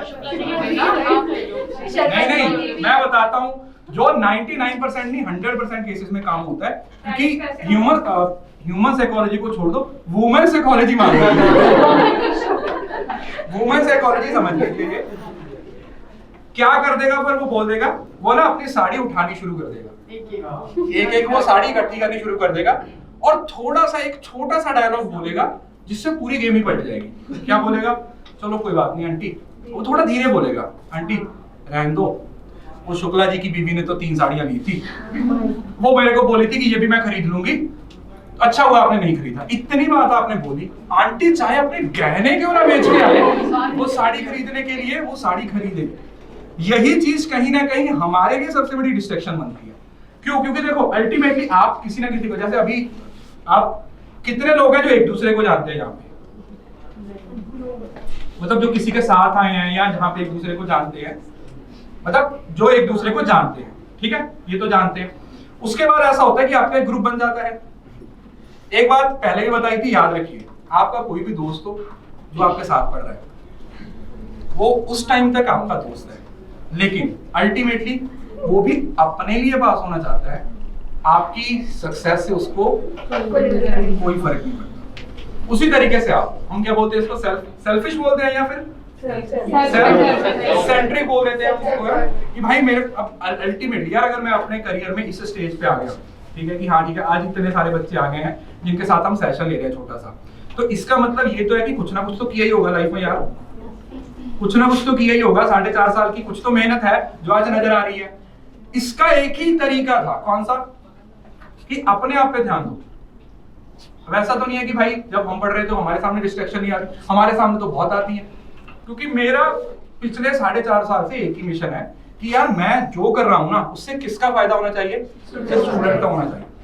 Ultimately target being a teacher, मैंने आपको पहले बताया, बीइंग अ टीचर आपकी रिस्पॉन्सिबिलिटी क्या है कि जो आपके पास बच्चा आ रहा है क्या वो आपसे सीख रहा है या नहीं।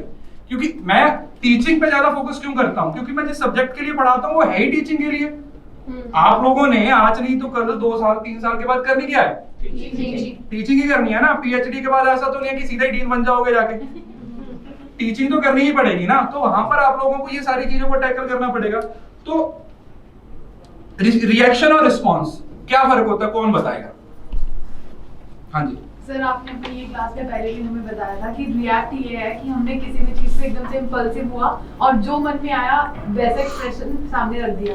बट रिस्पॉन्ड ये है कि उस पे थोड़ा सा सोच समझ के फिर आगे उसके ऊपर अपना एक्सप्रेशन रखना है। रिएक्शन का ये हो गया पॉजिटिव क्या करना चाहिए, रिएक्ट या रिस्पॉन्ड? किसी को लगता है रिएक्ट करना चाहिए? कभी सिचुएशन बेस्ड, किसी का कान पे लगा तो लगा दूंगा यार।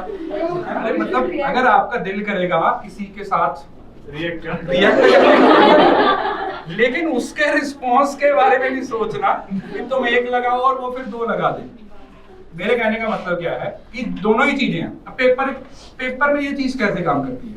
एक क्वेश्चन आया कि भाई जैसे मास्लो की एक नीड हायरार्की थ्योरी है कि जो मास्लो ने नीड हायरार्की थ्योरी दी थी उसके अंदर ये कौन सी नीड है। अब 2 वर्ड एक जैसे मिलते जुलते हैं, फिजिकल, फिजियोलॉजिकल, साइकोलॉजिकल। 3 वर्ड है, फिजिकल, फिजियोलॉजिकल और साइकोलॉजिकल। पढ़ने में ये एक जैसे लगते हैं या नहीं लगते हैं? क्या फर्क होता है? अगर मैं फिजिकल वर्ड यूज कर रहा हूं तो उसका मतलब जो तुम्हारी बॉडी से रिलेटेड है।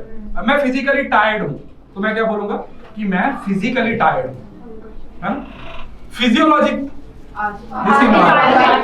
जो फिजिकल एनवायरनमेंट है इस तरीके से। अभी अगर यहाँ पे एसी ना लगा हो, लाइट ना लगी हो, मेरी शक्ल आपको आधार कार्ड जैसी नजर आ रही है तो आपका दिल नहीं करेगा सेशन लेने को, आपकी भी वैसी ही दिखेगी, सोचने की जरूरत नहीं है।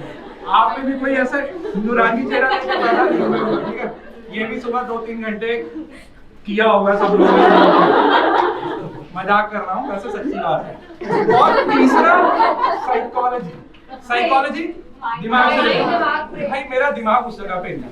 अब पेपर में क्या हुआ, पूछ लिया कि भाई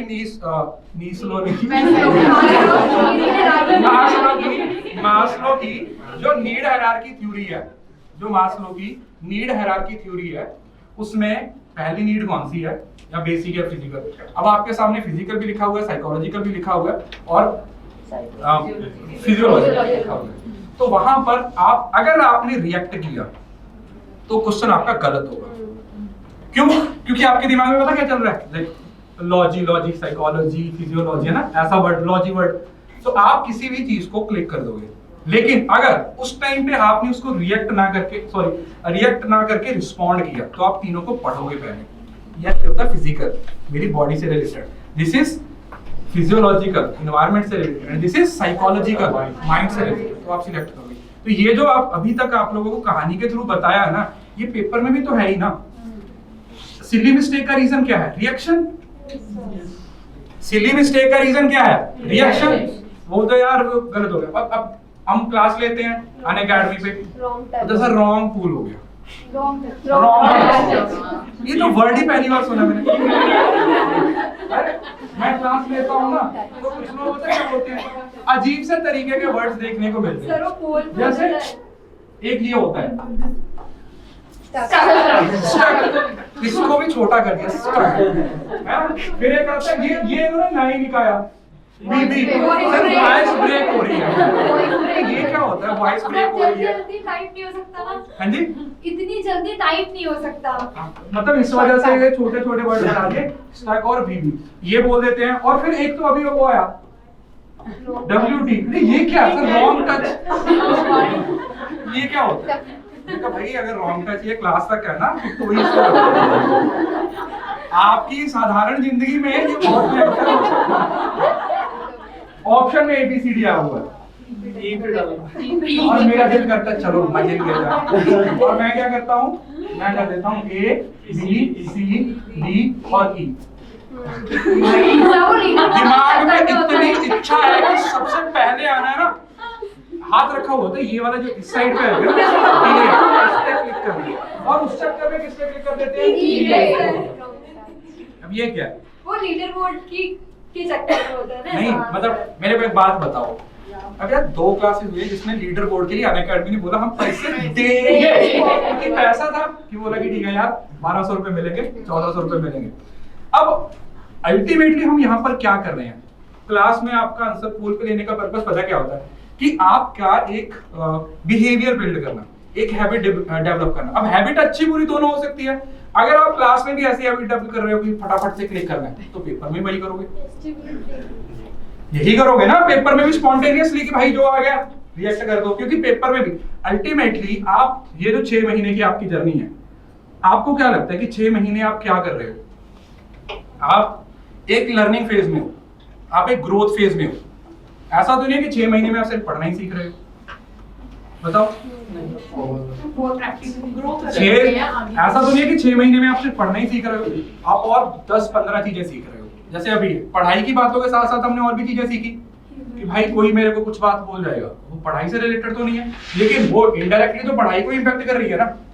मेरे को किसी ने कुछ बोल दिया, मेरी पढ़ाई इंपैक्ट हो गई। मेरे रिश्तेदार ने आके मेरे को कुछ बोल दिया, मेरी पढ़ाई इंपैक्ट हो गई। मैं इंस्टाग्राम पे जाके रील्स देखना शुरू कर दिया, मेरी पढ़ाई इंपैक्ट हो गई, है ना। अल्टीमेटली तो घूम फिर के तो पढ़ाई पे ही आ रहे हैं ना।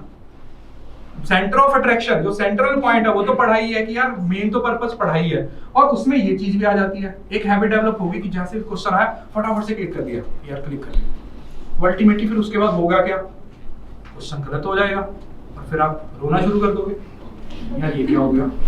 यही होगा ना, आंसू तो यहीं पे है।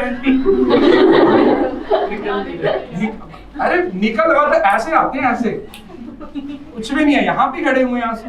छोटी सी बात होती है, जैसे गंगा यमुना बाहर, यही होती है ना। अल्टीमेटली आपको पेपर को, हमें क्या लगता है, हमें जब हम इस एग्जाम की तैयारी करते हैं ना, हमें पता क्या सिखाया जाता है, हमें ना 2 चीजें सिखाई जाती है। क्या कि बेटा ऐसे करो, प्रिपेयर करना शुरू करो, पढ़ाई करो, उसके बाद पेपर दो,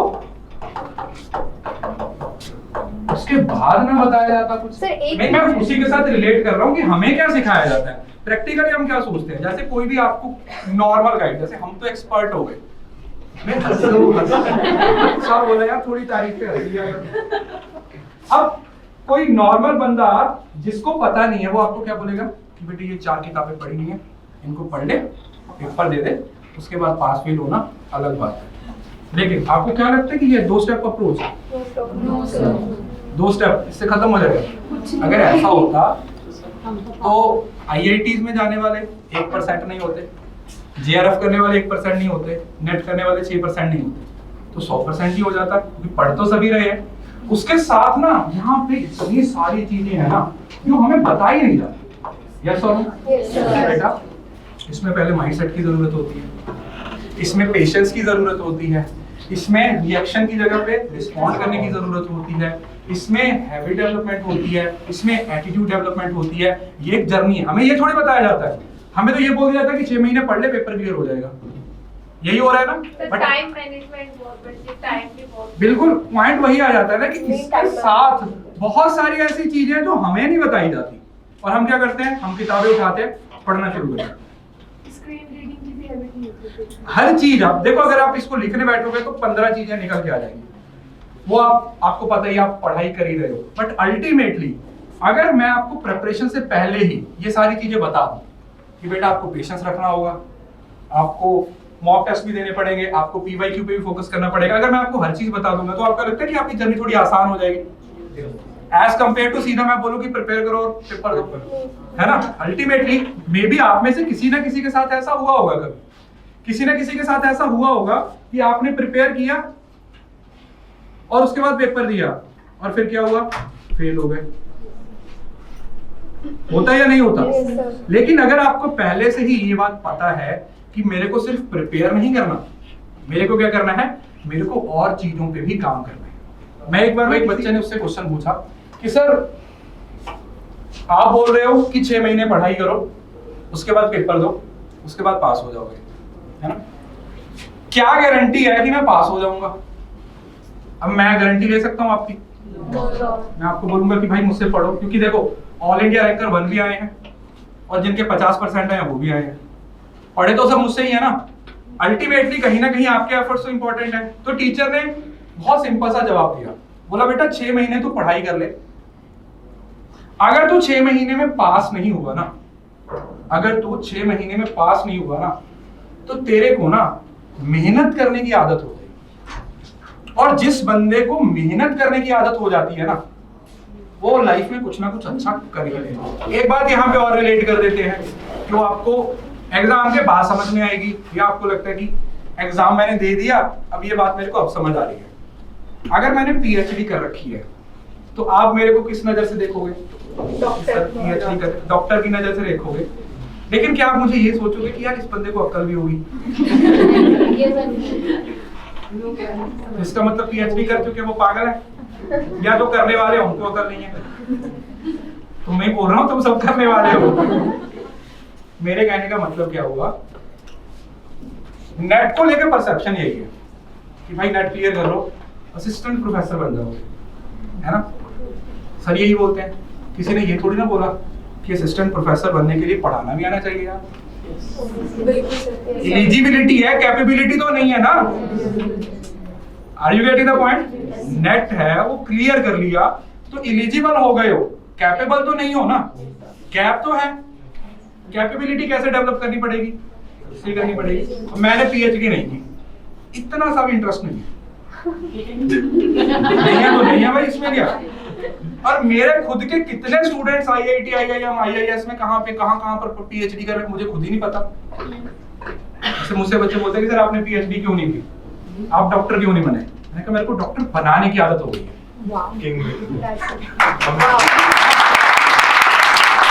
आपको मेरी लाइफ के एक एक चीज के बारे में पता है कि यार मैं कभी यूनिवर्सिटी नहीं गया, ठीक है, मैं कभी लाइब्रेरी भी नहीं गया यार।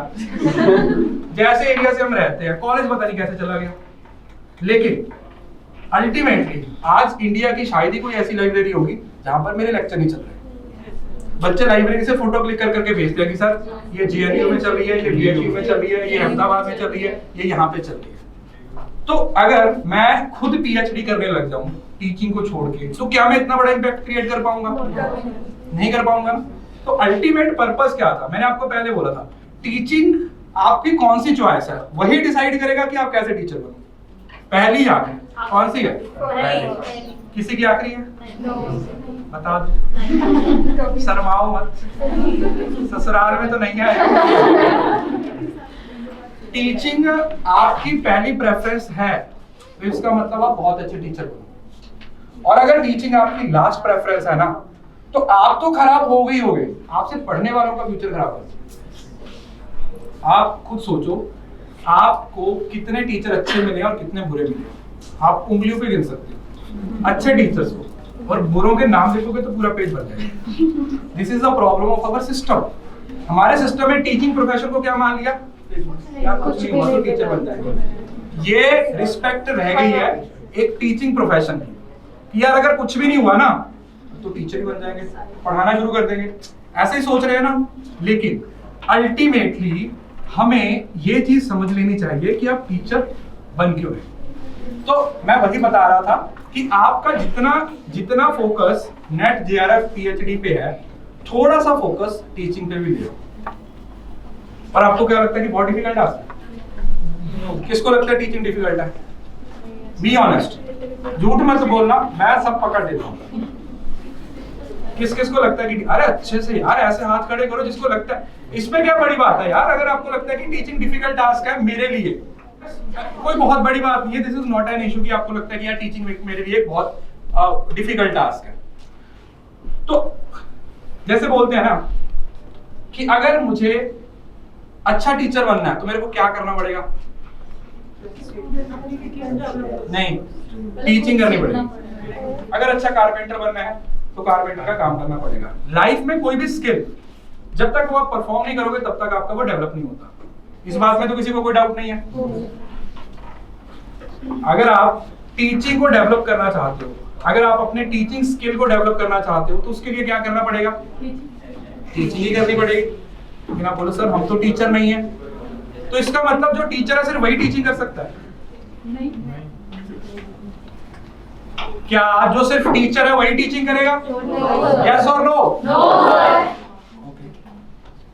अगर मैंने पीएचडी कर रखी है, ऐसे की नहीं हुई, तो आपको क्या लगता है कि वो मेरी गारंटी है कि मैं अच्छा टीचर होऊंगा? अगर मैंने नेट जेआरएफ कर रखा है, तो क्या ये गारंटी है कि मैं अच्छा टीचर हूं? नो। ओके। अगर मैं 10वीं फेल बंदा हूं,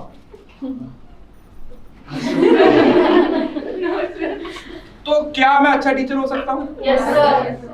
सब्जेक्ट पे कमाल भी जरूरी है। अगर मैं 10वीं फेल हूं, तो क्या मैं अच्छा टीचर हो सकता हूं या नहीं? मैं यस और हो सकता हूं, मैं तो पॉसिबिलिटी पूछ रहा हूं ना कि मैं अच्छा टीचर हो सकता हूं या नहीं हो सकता हूं। हाँ, पॉसिबिलिटी है। मैं वही चीज को रिलेट कर रहा हूं कि हमने क्या कर दिया, हमने टीचिंग को किसके साथ रिलेट कर दिया? हमने एक डिग्री के साथ रिलेट कर दिया। यार ये बंदे ने अगर पीएचडी कर रखी है ना, तो ये अच्छा टीचर होगा। मैंने पीएचडी वाले बेवकूफ देखे हैं। यहाँ पे देखो, मैंने आपको बोला ना टीचिंग के लिए मैं यहाँ पे जो लिख रहा हूँ वो किसके लिए लिख रहा हूँ? अपने लिए तो नहीं लिख रहा, तुम्हारे लिए लिख रहा हूँ। अगर ये तुम्हें समझ ही नहीं आया तो मेरे लिखने का क्या फायदा? तो मैं ओरली बोल लूं, ये हुआ ना। जैसे मैंने यहाँ पे एक बात लिखी, मैंने लिखा स्टॉक, ठीक है जी। अब ऐसा तो है नहीं कि मैंने बहुत कर्सिव में बहुत सजा के लिखा हुआ है, या मैंने कोई इसका कोर्स कर रखा है, लेकिन पीछे तक नजर आ रहा है ना कि मैंने स्टॉक लिखा हुआ है। और अगर मैं लिखता हूं ऐसे, लिखा तो स्टॉक ही है मैंने, लेकिन ना तुम्हें समझ आ रहा है, सिर्फ मुझे समझ आ रहा है। ये टीचिंग का सबसे अंडररेटेड स्किल है। शायद मैंने तुम्हें बोला था ना कि टीचर दो तरीके के होते हैं, एक ऐसे जिसके जैसा पढ़ाना चाहते हो और एक ऐसे जिसके जैसा नहीं पढ़ाना चाहते। आपको दोनों टीचर मिलने जरूरी हैं। एक वो टीचर मिलना जरूरी है जिसका जैसा आप पढ़ाना चाहते हो, एक दूसरे टीचर ऐसे जिसके जैसा नहीं पढ़ाना चाहते। तो इस वजह से मैं आपको बोलता हूँ कि आपको हर किसी की क्लास देख लेनी चाहिए। यार ऐसा तो नहीं पढ़ाना। अब मैंने स्टॉक लिखा और ये मैंने स्टॉक लिखा। अब कोई बच्चा बाद में आया, जैसे आपको तो पता चल गया कि मैंने स्टॉक लिखा है, मैंने बोल दिया, कोई बच्चा लेट आया, ये समझेगा कि ये लिखा हुआ क्या है? उसको पता ही नहीं चलेगा शार्क लिखा है, स्टॉक लिखा हुआ है, क्या लिखा हुआ है, उसे पता नहीं चलेगा ना।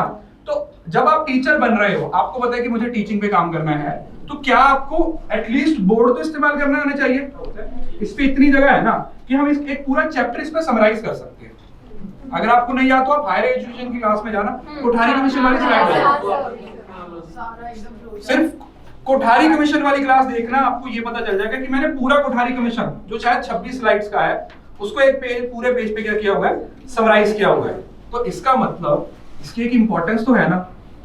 क्या ये सीखना पड़ेगा या नहीं सीखना पड़ेगा? नेट जेआरएफ कर लिया, पीएचडी भी कर ली, उसके बाद अगर अच्छे टीचर ही नहीं बने तो यार फिर वो 5 साल की मेहनत भी किसी काम की नहीं है। तो मैं क्या कह रहा हूं, आप अपना एग्जाम दो, उसको क्रैक करो, लेकिन साथ में क्या इन सारे स्किल्स को डेवलप करना पड़ेगा या नहीं? करना पड़ेगा या नहीं करना पड़ेगा? अल्टीमेटली देखो, आप टीचर बन रहे हो, अब हम टीचर हैं, काफी देर से पढ़ा रहे हैं, हम इतने पैशन के साथ या इतने अच्छे तरीके से क्यों पढ़ा पा रहे हैं? उसके पीछे कौन सी फोर्स काम करती है? आपकी फीडबैक, आपके रिएक्ट। अब ऐसा तो है नहीं कि आप ऑफलाइन में, हम ऑफलाइन में मिलते हैं, ठीक है, तो आप बोलते हो कि सर आज की क्लास बहुत अच्छी थी, ये लीजिए चॉकलेट। ऐसा तो नहीं है। इसका मतलब क्या वो अच्छा चॉकलेट हमारे पास है। तो मैं एक सिंपल से एग्जांपल दे रहा हूँ कि हम ऑनलाइन टीचिंग में हमारे लिए सबसे बड़ी मोटिवेशन क्या है?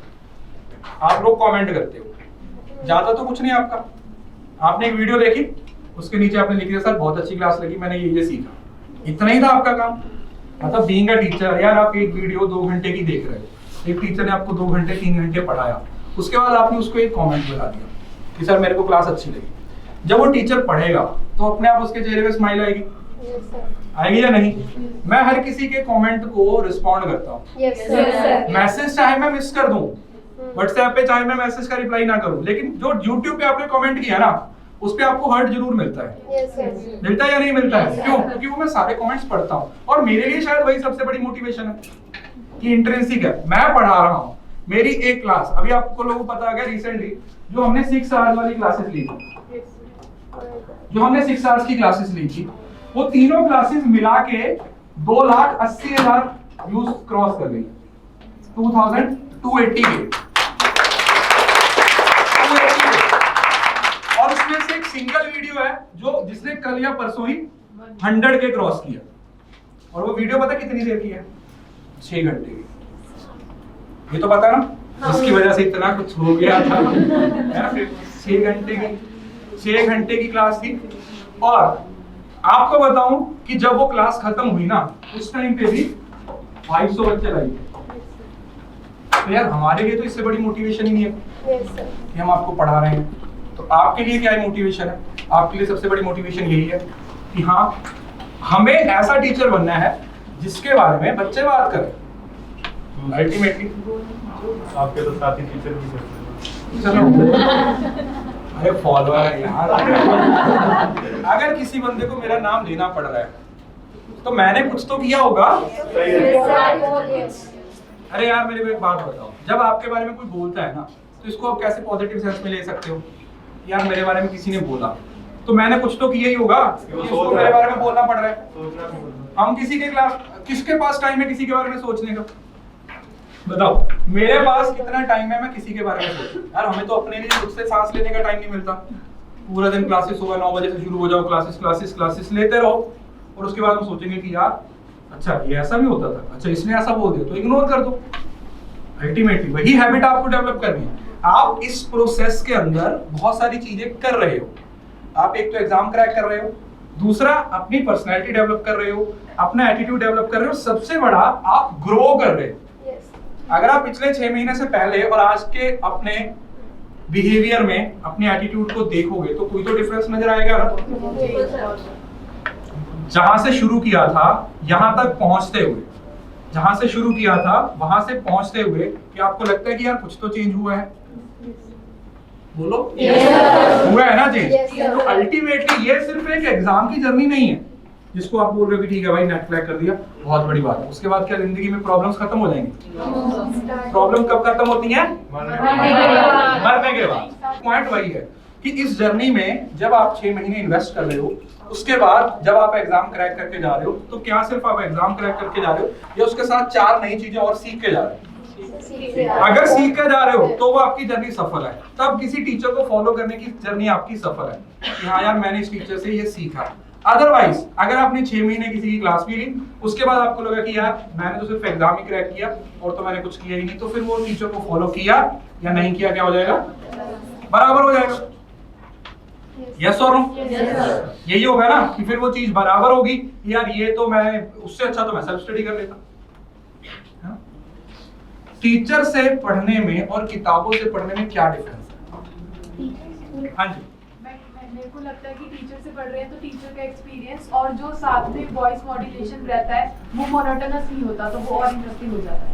ओके और किसी को क्या लगता है? तो मेरे को लगता है कि हम जो खुद पढ़ते हैं तो हम कुछ भी पढ़ लेते हैं और जो टीचर होते हैं वो हमारे को स्पेसिफिक पढ़ाते हैं कि आपको ये चीज यहाँ से पढ़नी है या ये डायरेक्ट एग्जाम में आ रहा है, इस तरह से। हाँ जी बुक से सिर्फ हमें किताबी ज्ञान होता है लेकिन टीचर से पढ़ते समय हमें एक्चुअल उनके एक्सपीरियंस पता चलता है जो कि लाइफ में बहुत ज्यादा मैटर करता है। हाँ जी सर। सर एक डायरेक्शन मिलता है टीचर से पढ़ने। Okay good. इतना पता चलता है कि क्या छोड़ना है तो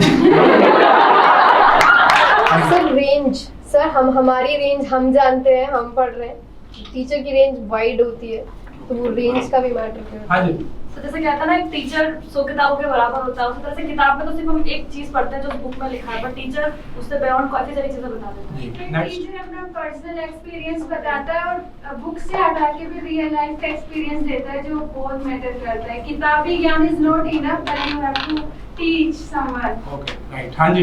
मुझे लगता है कि टीचर समरी देता है बहुत सारा चैप्टर। वाह, ये मतलब की बात है। टीचर समरी देता था तो इतनी बड़ी किताब कौन पढ़ेगा? मतलब मेरे को तो टीचर और किताब पे एक सिंपल सा जो लॉजिक लगता है कि जिसमें शायद जो भी किताब होगी उसे लिखने वाला पहले टीचर ही था, तो कंपेयर तो दोनों में से बेटर है, क्योंकि टीचर जिसने किताब लिखी उससे ज्यादा नॉलेज तो किसी के पास नहीं, किताब भी नहीं दे सकता आपको जितने टीचर नॉलेज दे सकते। ठीक है, वो तो चलो आपकी बात सही है, लेकिन मैं आपको बताता हूँ कुछ बच्चे हमारे साथ किसी टीचर का लेक्चर इस वजह से लेते थे क्योंकि वो सोना चाहते थे। ऐसे टीचर बनना है। मैं आपको एक लाइन में डिफरेंस बताता हूँ कि what is the difference between books and teachers. किताबें बोलती नहीं है, टीचर बोलते हैं, टीचर बोलता है। Yes sir. पॉइंट क्या है, अब किताब से पढ़ रहे हो, कोई चीज आप जब पढ़ रहे हो कुछ डाउट आ गया तो आप वो किताब तो आपका डाउट नहीं बता रही क्योंकि उसके अंदर उतना ही लिखा हुआ है, फिर आप उसको क्या करोगे, गूगल पे जाओगे, गूगल पे सर्च करोगे, गूगल पे इतना सारा कंटेंट रहता है आपको पता ही नहीं चलता कि यार क्या सही है क्या गलत है। लेकिन अगर वही डाउट आपकी क्लास में आया है, टीचर के पास है और टीचर ने वो डाउट आप लोगों का क्लियर कर दिया, तो पता चल गया कि यार किताब में ये चीज उतनी अच्छे से समझ नहीं आई थी लेकिन टीचर से ये चीज समझ आ गई। टीचिंग में एक ही चीज है जिस पे आपको फोकस करना है कि आप अपने लर्नर के साथ कनेक्ट कैसे कर रहे हैं। अगर आपको ये स्किल डेवलप करना आ गया कि आप अपने स्टूडेंट के साथ कनेक्ट कैसे कर रहे हो, फिर कोई बच्चा आपकी एक क्लास भी अटेंड करके गया ना, जिंदगी भर आपको याद रखेगा।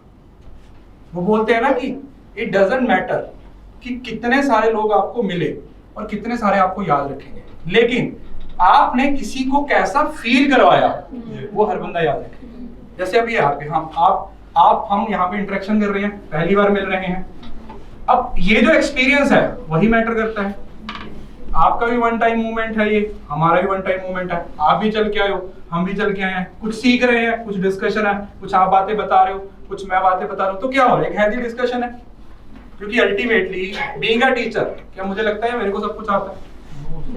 जब मैं क्लास में आता हूँ तो क्या मैं ये सोच के आता हूँ मेरे को सब कुछ आता है? बताओ, मैं ये सोच के आता हूँ मेरे को सब कुछ आता है? सब कुछ तो नहीं आता ना, कहीं ना कहीं तो आप भी तो कुछ सिखाते हो। निमोनिक्स आते हैं क्लास में, हम लोग मिलके बनाते हैं या नहीं बनाते? कुछ बच्चे इतना अच्छा निमोनिक बताते हैं जो मैं सोच भी नहीं सकता। उनको क्लास में एक्चुअली मैं अप्रिशिएट करता हूँ कि यार तुमने बेटा ये इतना अच्छा निमोनिक बनाया ना, मैं तो सोच भी नहीं सकता था इस चीज के बारे में। मेरा क्या हो तो ग्लास दारू इसी पे खत्म हो जाता है। ये भी होता है ना, क्या ठीक है भाई, class training model William glass ने दिया था तो हम दारू पीने के लिए क्लास में आए हुए, यही हो गया। अल्टीमेटली क्या है कि लर्निंग एक ऐसी चीज है जो आप हर जगह से सीख रहे हैं। महात्मा गांधी जी क्या बोलते थे कि अगर एक दीवार पे लिखी हुई कोई बात मुझे सिखा रही है तो वो दीवार भी मेरी टीचर है। अगर मैं एक 5 साल के बच्चे से कुछ सीख रहा हूँ तो वो भी मेरा टीचर है। Is it clear? समझ रहे हो ना? तो आप इस जर्नी के अंदर सारी चीजों पे फोकस करो। अगर आप सिर्फ पढ़ ही रहे हो और सोच रहे हो कि बस नेट क्रैक कर लिया, उसके बाद मैं सीरियसली आपको बता रहा हूँ, ऐसा नहीं है कि आप में से कोई भी बच्चा ऑनलाइन में नहीं जाएगा। आप में से ऑनलाइन में भी बहुत सारे बच्चे जाएंगे, ज्यादातर ऑफलाइन में जाएंगे क्योंकि पीएचडी कर रहे हो। ऑफलाइन में ना भयंकर बेइज्जती होती है।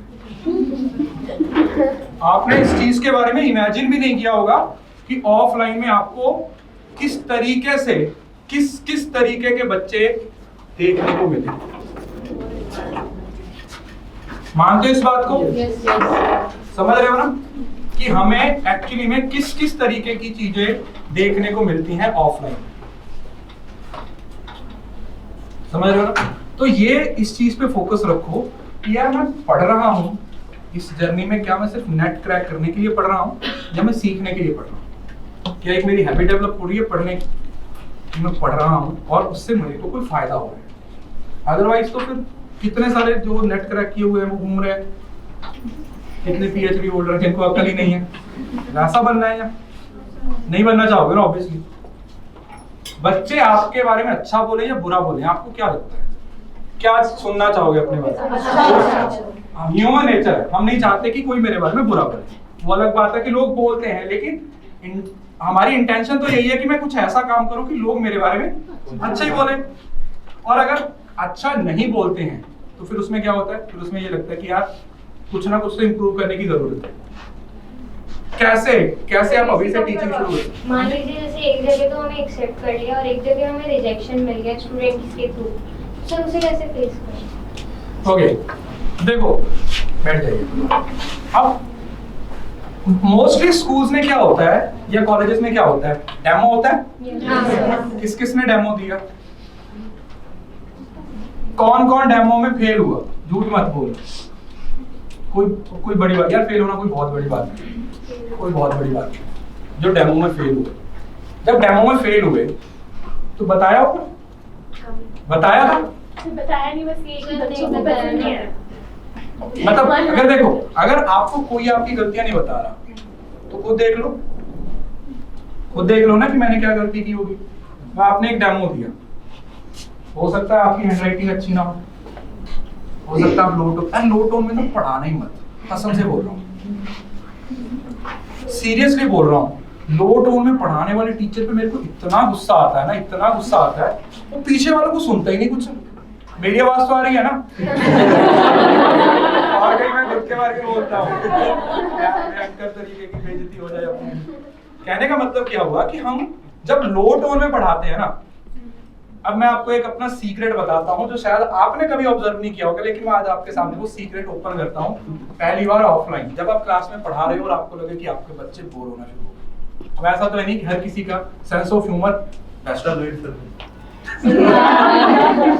मतलब क्या है, अब ऐसा तो है नहीं कि आपको भी इतने सारे जोक्स आते हैं, आप हर चीज पे जोक मार सकते हो, आपका सेंस ऑफ ह्यूमर इतना स्ट्रांग है कि आप किसी की बेइज्जती कर भी दो और इसे पता भी ना चले। ऐसा होता है ना कई बार, जैसे मैं आपको बोल दूं आप तो बहुत इंटेलिजेंट हो, आधे लोगों को पता ही नहीं चला मैंने क्या बोला, है ना? मैंने बोल दिया आप तो बहुत ही इंटेलिजेंट हो यार। अब जो तो हैं वो खुश हो रहे हैं, जो नहीं है वो हंस रहे हैं। अल्टीमेटली एक डायलॉग आपकी इज्जत और आपकी बेइज्जती कर सकता है। एक ही सिचुएशन किसी के लिए दुख और किसी के लिए सुख का रीजन हो सकती है, हो सकती है। दो दोस्त थे, एक बोला यार मैं तो बहुत दुखी हूँ, बोला क्या हुआ, बोला मेरी सहेली नहीं है, बोला अच्छा। दूसरा बोला मैं भी बहुत दुखी हूँ, बोला क्या, बोला मेरी है। एक ही चीज खुशी का रीजन भी हो सकती है और वही चीज किसी के दुख का कारण भी हो सकती है या नहीं हो सकती है। तो मैं आप लोगों को एक सीक्रेट बताता हूँ जो आप लोगों ने शायद ऑब्जर्व किया होगा। जब क्लास हमारी तकरीबन 45-50 मिनट की हो जाती है, आप लोगों के कमेंट थोड़े कम आने शुरू हो जाते हैं, तो उस टाइम पे जो मेरा फ्लो होता है ना वो थोड़ा ज्यादा हाई हो जाता है। आपने शायद ये चीज ऑब्जर्व नहीं की होगी। जो मेरा फ्लो होता है ना वो थोड़ा सा हाई टोन पे आ जाता है और जो मेरी मूवमेंट होती है वो ज्यादा इंक्रीज हो जाती है। अगर आपने कभी देखा होगा, और वो मूवमेंट होती है ना वो कैमरे के आगे ज्यादा है। उसका रीजन क्या है? उसका रीजन यही है कि मैं आपको याद दिलाना चाहता हूँ कि बेटा अभी लेक्चर चल रहा है, हर किसी का अपना अपना तरीका होता है। हमारे टीचर थे, बड़ा भयंकर तरीका था उनका। जब सारी क्लास बोर हो जाती थी ना, तालियां बजाने लग जाते थे, चारों ग्राहक जागो। हर किसी का अपना अपना तरीका है।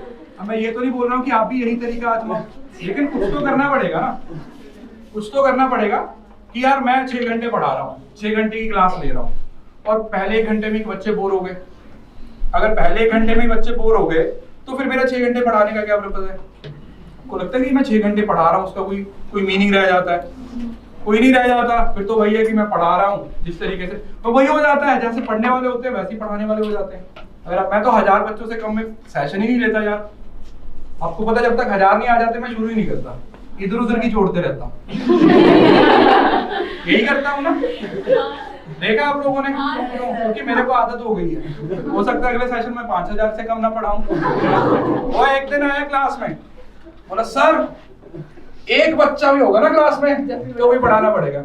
जा यार, कौन है तू? बोला वही अच्छा टीचर होता है जो एक स्टूडेंट को भी पढ़ाता है। मैंने कहा तू मेरे घर आके पढ़ लिया कर, तू मेरे घर आ और घर आके पढ़ ले, क्योंकि मैं तो 1000 से कम को नहीं पढ़ाता यार। अगर ऑफलाइन में मैंने एक कोई पढ़ाना है तो उसका क्या फायदा? जब मैं 1000 बच्चों को उतनी इंटेंसिटी के साथ, उतने पैशन के साथ पढ़ा सकता हूँ तो फिर क्या फर्क पड़ता है? मैं तो लेक्चर ही दे रहा हूँ, मेरे लेक्चर पे 100 व्यू आ रहे हैं और मेरे लेक्चर पे लाख व्यूज आ रहे हैं, तो मेरा फायदा हो ना हो, लेकिन बच्चों का तो फायदा हो रहा है। एक वीडियो को 1 लाख लोगों ने देखा, उनको तो उससे फायदा हुआ या नहीं हुआ? हुआ या नहीं हुआ? तो वही तो पॉइंट है ना, आपकी टीचिंग ही डिसाइड करेगी कि आप कितने अच्छे टीचर हो। और मुझे तो ये फुल उम्मीद है कि आप बहुत अच्छे टीचर बनोगे, लेकिन उसके लिए एक ही काम है कि आपको लगातार क्या करना पड़ेगा? इंप्रूव करना पड़ेगा।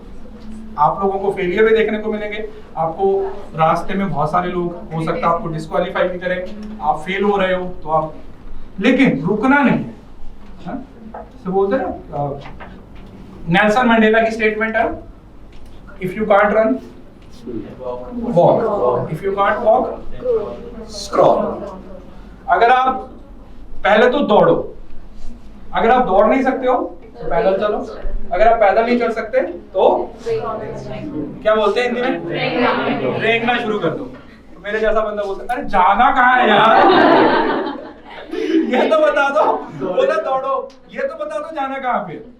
लेकिन वो उनका एक्चुअली में ये है, नेल्सन मंडेला की स्टेटमेंट का पर्पस क्या है कि रुकना नहीं है, क्योंकि जब यहाँ पे आप रुक गए ना, वही है, वही एक्चुअली में जो टीचर्स हैं या किसी भी प्रोफेशन में सैचुरेशन पॉइंट क्यों आ जाता है? सबसे बड़ा रीजन यही होता है, सरकारी जॉब। कैसे लोग होते हैं यार, जिंदा कैसे हैं? मेरे को समझ नहीं आता। जिन लोगों की सरकारी जॉब है वो कैसे जीते हैं? लोग बोलते हैं सरकारी नौकरी, मैं तो बोलता हूँ मेरे को नहीं चाहिए सरकारी नौकरी, क्योंकि मुझे लगता है अगर मेरी सरकारी नौकरी लगी तो मैं तो यार बोर हो जाऊंगा, मेरा तो सैचुरेशन पॉइंट हो जाएगा। क्योंकि सरकारी काम कैसे होते हैं पता है आपको? एक ही फाइल बार-बार आती है। दौड़ते नहीं है, वो रेंगते भी नहीं है, वो बैठे हुए हैं। वो जैसे वो स्टैंड अप कॉमेडी में बोलता है ना, लोगों को आलस आता है, मेरे पास रुक गया, वही चीज है। प्राइवेट वाले तो चलो ठीक है, थोड़े आलसी होते हैं, लेकिन सरकारी जॉब वालों के पास आलस रुक जाता है, आके बैठ जाता है कि यार मेरे को जाना ही नहीं है।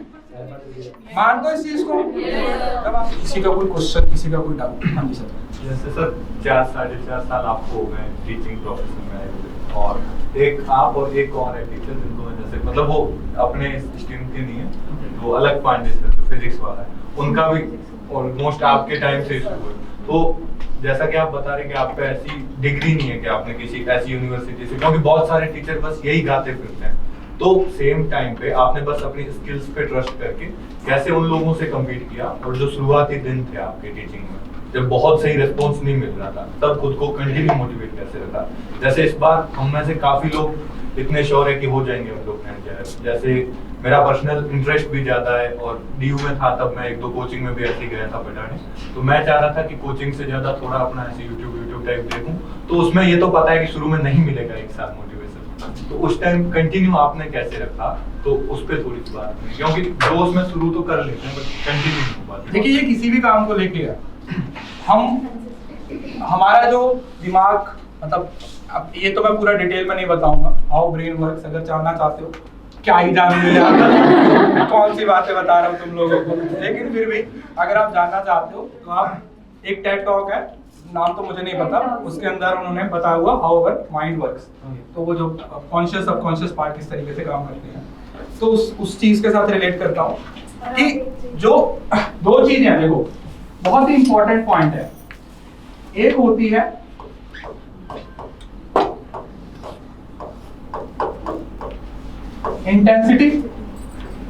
इंटेंसिटी और दूसरी होती है कंसिस्टेंसी, है ना? इंटेंसिटी क्या है? एक बार आप यहाँ पे गए, जैसे इंटेंसिटी डाउन, शुरू तो कर लेते हो लेकिन बैटरी डाउन हो जाती है, लेकिन जब आप कंसिस्टेंट रहते हो ना तो फिर आप बहुत आगे चले जाते हो धीरे धीरे।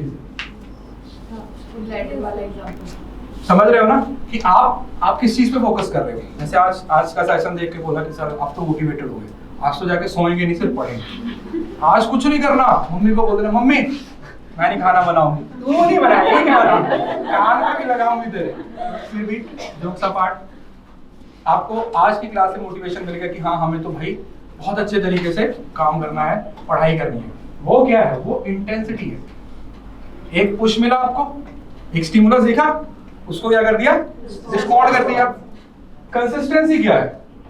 कि आपने अपने आप को पुश तो नहीं किया कि यार मेरे को इतना पढ़ना है, बट आपने ये डिसाइड कर लिया कि मुझे हर रोज पढ़ना है। मैंने YouTube पे भी बताया था, मैं यहाँ पे भी इस चीज को मैंने दिल्ली में भी ये बताया था, मैंने वीडियो भी डाली थी, लेकिन फिर भी मैं चाहता हूँ कि मैं इस चीज को दोबारा आपको एक्सप्लेन करूँ।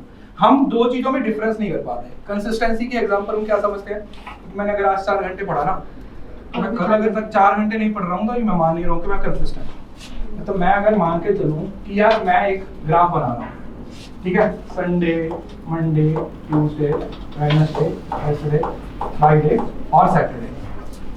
मैं एक हफ्ते का एक प्लान बना लिया कि मेरे को 7 दिन कंसिस्टेंट रहना है। तो मैंने क्या बेंचमार्क सेट कर लिया, मैंने बेंचमार्क सेट कर लिया कि मेरे को एक दिन में 4 घंटे पढ़ना है। ठीक है, क्या करना है, 4 घंटे पढ़ना है। तो मेरी जो डेफिनेशन है 1 2 3 4, तो मेरी डेफिनेशन क्या है कंसिस्टेंसी की, ये है ना। Yes sir. मैंने ये डेफिनेशन सेट कर ली अपने लिए कि भाई मैं संडे को भी 4 घंटे पढ़ूंगा, मंडे को भी, ट्यूसडे को भी, वेडनेसडे को भी, थर्सडे को भी, फ्राइडे को भी और सैटरडे को भी। हमें ये लगता है कि this is the real definition of consistency. लेकिन रियल डेफिनेशन क्या है, वो कुछ इस तरीके से नजर आती है। Sunday, Monday, Tuesday, Wednesday, Thursday, Friday और सैटरडे। यहाँ पर क्या है, 1 2 3 और 4। क्या है कंसिस्टेंसी? संडे को तो जी टाइम था 4 घंटे पढ़ लिया, 4 घंटे पढ़ लिए।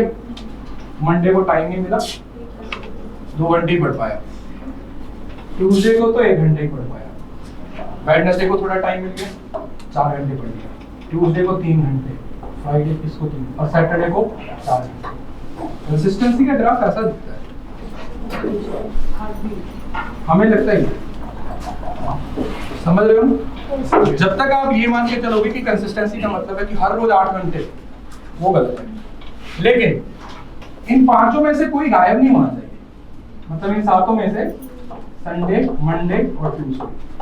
आप बोलोगे सर क्या ये कंसिस्टेंसी है? ये नहीं। क्या कुछ भी नहीं पढ़ रहे हो?